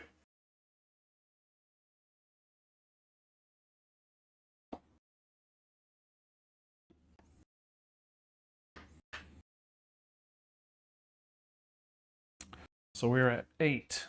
All right, that's 7 plus. Plus 9 newborn survivors. The survivors brazenly sample the glowing fluid from a fading lantern. It is powerfully intoxicating. Gain the water of life innovation. I think I've got that one in here.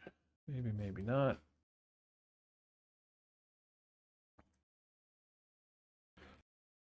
Plus 9 newborn survivors to play with character cards. You kidding me? That's nuts. All right, water of life. Survival limit +1, so I think we're now at like 13. All right, we got miracle. Remove a disorder of your choice. Limit once per lifetime. That's awesome. False miracle. Roll a d10. You do not generate endeavors. Discard this. Or record this.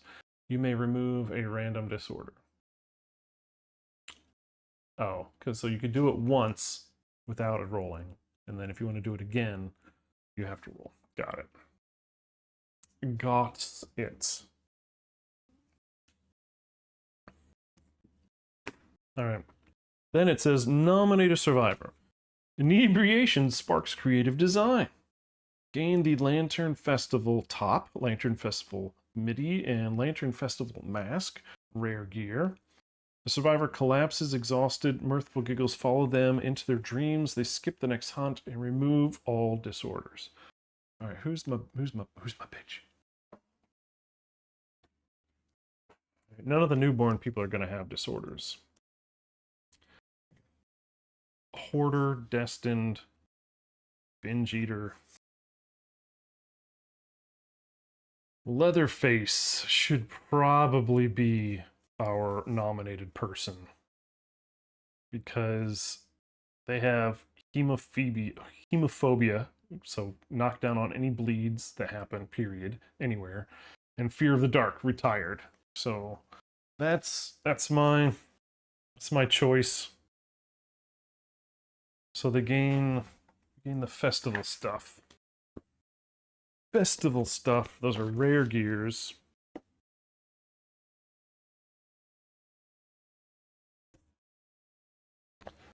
I'm getting excited about the next couple years here because we get to choose who we attack this year again. We get to choose who we attack next year, I think.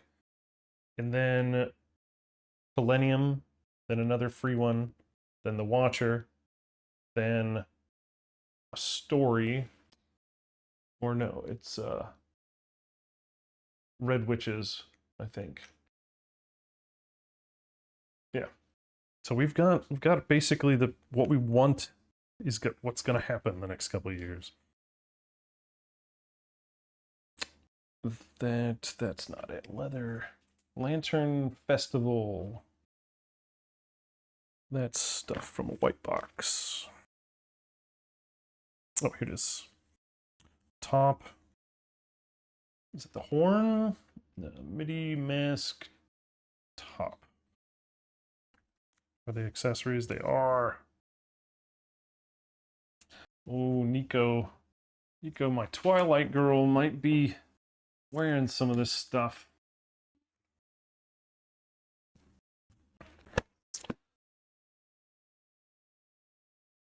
All right. So gain some good stuff. Gain some goodies. Lantern Festival green top accessory. While wearing Lantern Festival top, double the attribute bonuses from your gear cards. We've got Festival fills all with pride. The start of your act. All survivors gain +1 survival. And then we've got mask, accessory, +1 strength, +1 evasion. We got 3 non-puzzled affinity on the board. We get +1 movement. So, yeah, we'll have to see how these fit with Nico. Are these sentient or anything? Nope. Well, that could be a lot of fun. Okay, so Leatherface is back. It's basically a fresh survivor. Oh, and of course he probably is going to die on this next segment, but we'll figure it out. Rest. With fears for the future set aside for the moment, the frail but hopeful settlement rests. If the settlement is populated with ARC survivors, they all gain 2 Lumi. Otherwise, draw 6 fighting art cards and distribute them among your survivors. Oh man. It's Oprah time. It's just like, you get a thing, and you get a thing, and you get a thing. So I will draw the fighting arts now. And then I will draw the character cards for my 9 new people.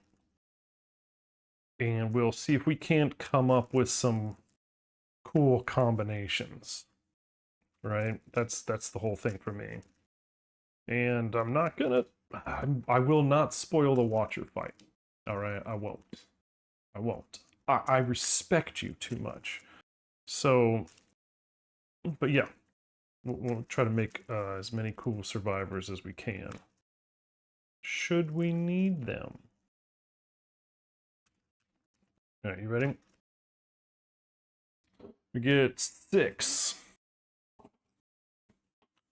First one, Champion's Right. Before making an attack, you may add your understanding to your accuracy attribute for that attack. So add understanding to accuracy. Okay. Okay. Oh, yeah. Now we're talking. We get another convalescer. That is excellent. This is most excellent. And most welcome. Oh, we get Fated Blow. Once per showdown, you may give your next wound attempt 2 strength and devastating 1. Oh, Dome Buster. Fated Blow. Oh my god, the combinations. They're swimming in my brain. Alright, 3 more. Crazed. Gain an insanity on perfect hit. If anybody's immortal, maybe that'd work. We've got Infernal Rhythm. You may spend an act to play an instrument in your gear grid. Reveal the next 3 monster hit locations. Put them back in any order. Whenever you activate an instrument, gain a lantern token. At the start of another survivor's act, you may spend 5 lantern tokens to stir their blood, and they get basically a whole nother turn. Wow. Alright, so that's... 1 more. Gee, gotta be kidding me. Stockist. So you may concentrate. If you do, perform Stock Shot at the start of your next act. Alright, so you just say, I'm concentrating. So you probably just have to put a token or something on it. Activate a bow in your gear grid and attack the monster. For this attack, your bow's range and strength are equal to the number of resources in the settlement storage. Well, today is a great day. Because we have a metric shit ton of resources. Alright, and in the settlement storage, limit once per showdown phase. So once per phase. So that's range and strength. So to me, it's all about the range. But anyway, wow. Okay, so I'm blown away by having 3 of, I think, the 4 milestones that I selected for the, I randomly got for this campaign being in this draw. That's crazy. And then these aren't bad, but two Dragon King ones, and then Crazed. I can see these being used. Oh yeah. Oh yeah. Money, money, money by the pound. Okay, so Leatherface is back. He does have to skip the next hunt. That's all he's been doing anyway. So, Lantern Year 21.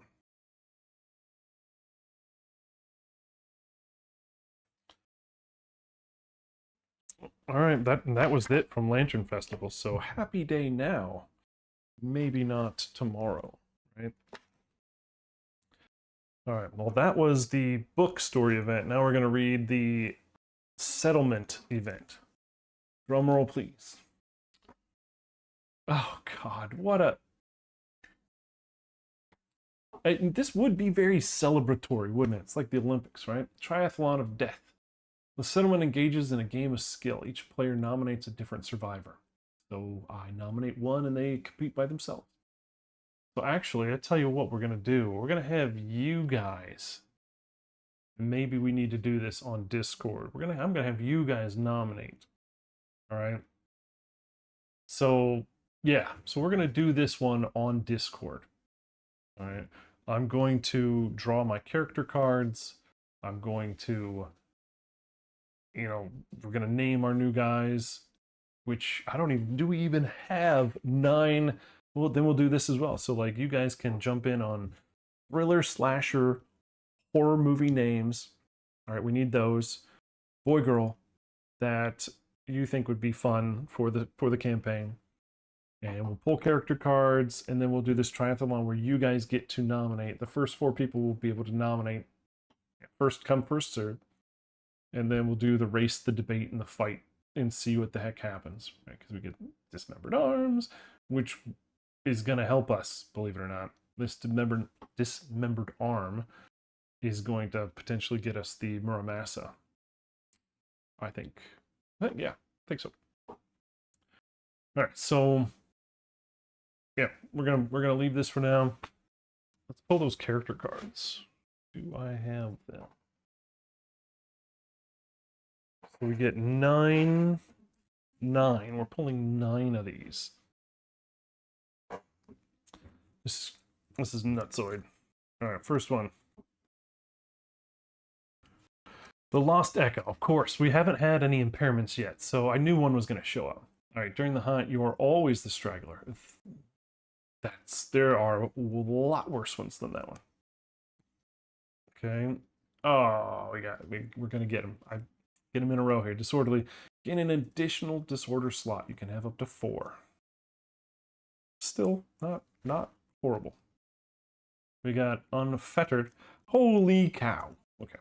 You cannot depart while wearing heavy gear or gear with printed armor value that's higher than 2. Rawhide it is. The Mr. Brightside. Gain 2 courage. When instructed to round down or round up, you may round in the opposite direction. So that's not too bad.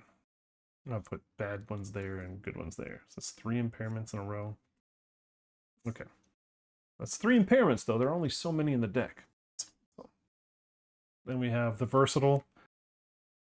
So we have, at the end of your attack, if you are standing, spend a survival to activate a weapon in your gear grid that you have not activated yet this round, once per showdown. Really nice. So bows and swords, or whatever. 2 range weapons, 2 arrows, whatever. Zamad. On arrival, gain 3 insanity. Okay, remember, these are... Each one of the new survivors is getting one of these. All right. We've got the parent. You always find your way home once you are a parent. If you would die, you inexplicably survive. Limit once per lifetime. All right. This is so important. All right. So we're going to be giving this card to...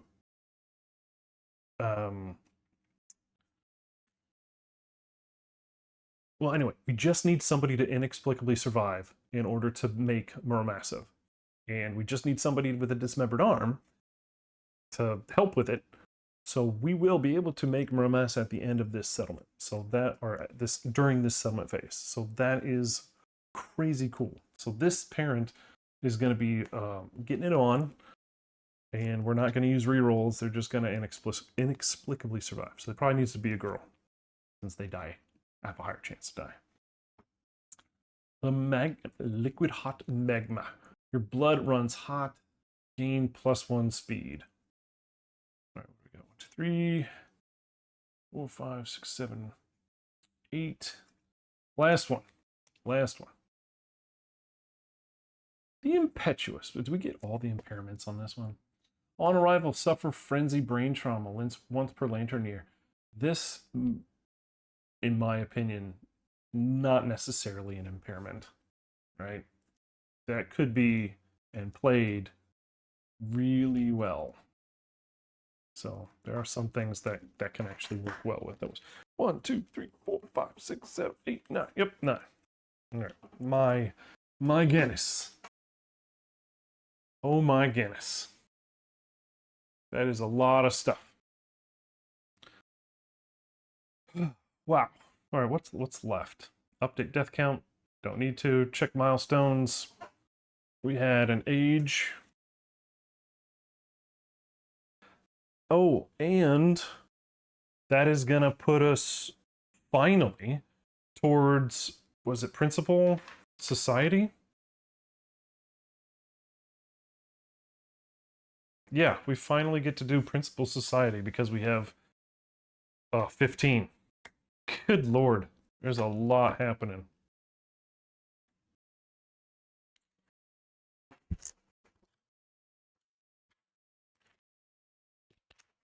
We'll do Principal Society first.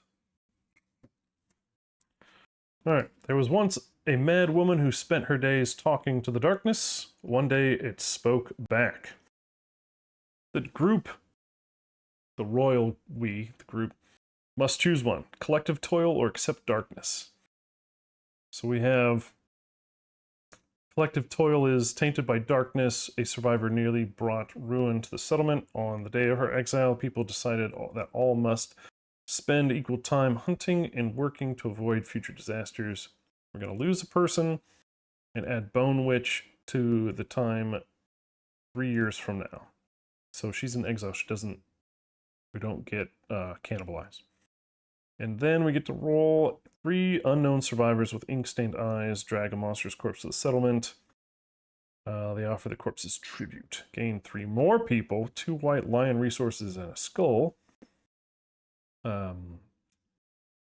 Or all survivors gain survival limit, or survival up to the limit, which would be 13, which would be also really nice. Right? Or, so we do the Bone Witch stuff. Or we can do Accept the Darkness, which I think is probably more likely to help. The darkness spoke startling truths. People accept their monstrosity and their place stalking in the darkness. So let's see. We each nominate 4 survivors. So we get to pick, and each gains 10 insanity. And then or nominate a female survivor. They get quixotic, disorder, and it cannot be removed for any reason. In addition, they gain leader and orator of death fighting arts, which are nice.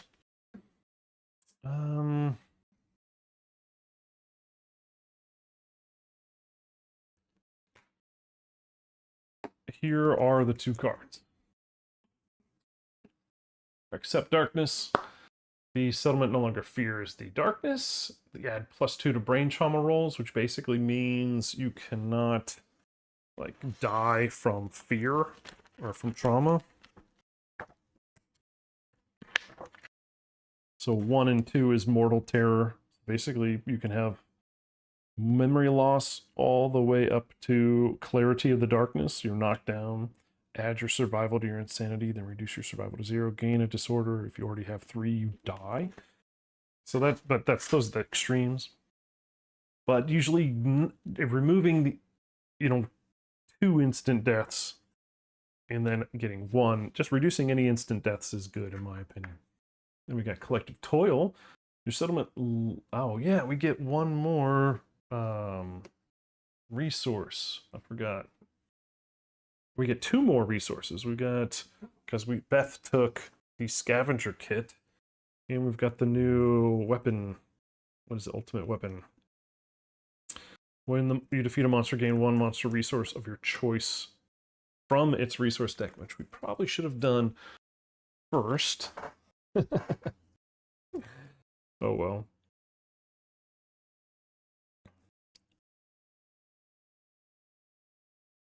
We want veined glass. I'll have to look that one up. What do we even care about from the Crimson Croc settlement anymore?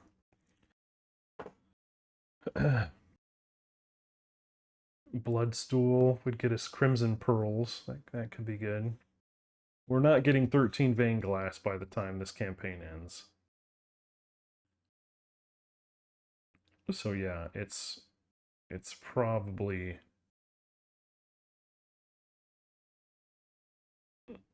Yeah, it's probably the Bloodstool. We'll take that one.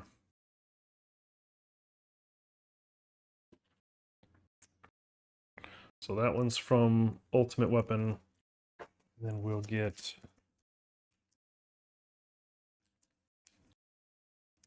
Actually, do I want it from this deck, or do I want a chance at a perfect organ and scrap? I don't think this has scrap in it anymore. Yeah, so I'm going to go for a basic resource and hope that I get either scrap or a perfect. Oh! Monster hide.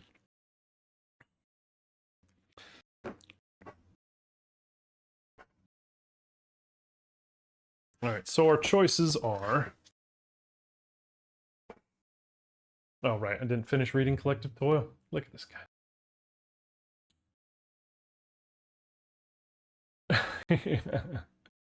Yeah, this game is not quick sometimes. But no, when did we end? When did we end? It was 30 minutes ago, something like that. Now we're just doing kind of the what's next stuff. We got our resources, like we're going through the settlement phase. The game is set up in 3 parts. So the settlement phase, where you prepare your guys, I guess it's the hunt phase, where you hunt the monster, the showdown phase, where you fight it, and then the settlement phase, where you take all the spoils and develop your settlement. So there's a little bit of, so when you're better when you go back out into the darkness. And right now we're in the settlement phase, and we hit some milestones, so we're just going over those. So let's see, at the start of the settlement phase, gain an endeavor for every 10 population. That sure as shit ain't gonna help us. We get 1. So right now, I like accept darkness. Getting rid of a chance to instant die. In my opinion, man, that's a good one. All right, accept the darkness. Holy crap, look at all this stuff. What? That too. That too. But again, I'm not trying to force my opinion necessarily on parts of the game. In case people haven't experienced it before, we can do it here live, and then they can make up their own mind. But yeah, neither do I. You and me. We're like, all right. What else is next? Check milestones, and now we're to develop. All right, so I think I'm gonna end it here because we're getting close to bus time. I gotta go get kiddos. But we have 5 endeavors. We have 9 new people to name, and then give them those character cards, because they're all new, they're all identical. So just passing them all out one at a time, it won't matter. It's not like we have to match a name with whatever. But after those impairments and abilities have been added, then we get to take these 6 fighting arts that we've got and hand those out. And then we get to do our, just because I wanted to do it this way, the Triathlon of Death. So as a Discord group. So please hop onto Discord over the course of the weekend. We'll do this. It might not be today. I'll wait for people to jump on and whatnot.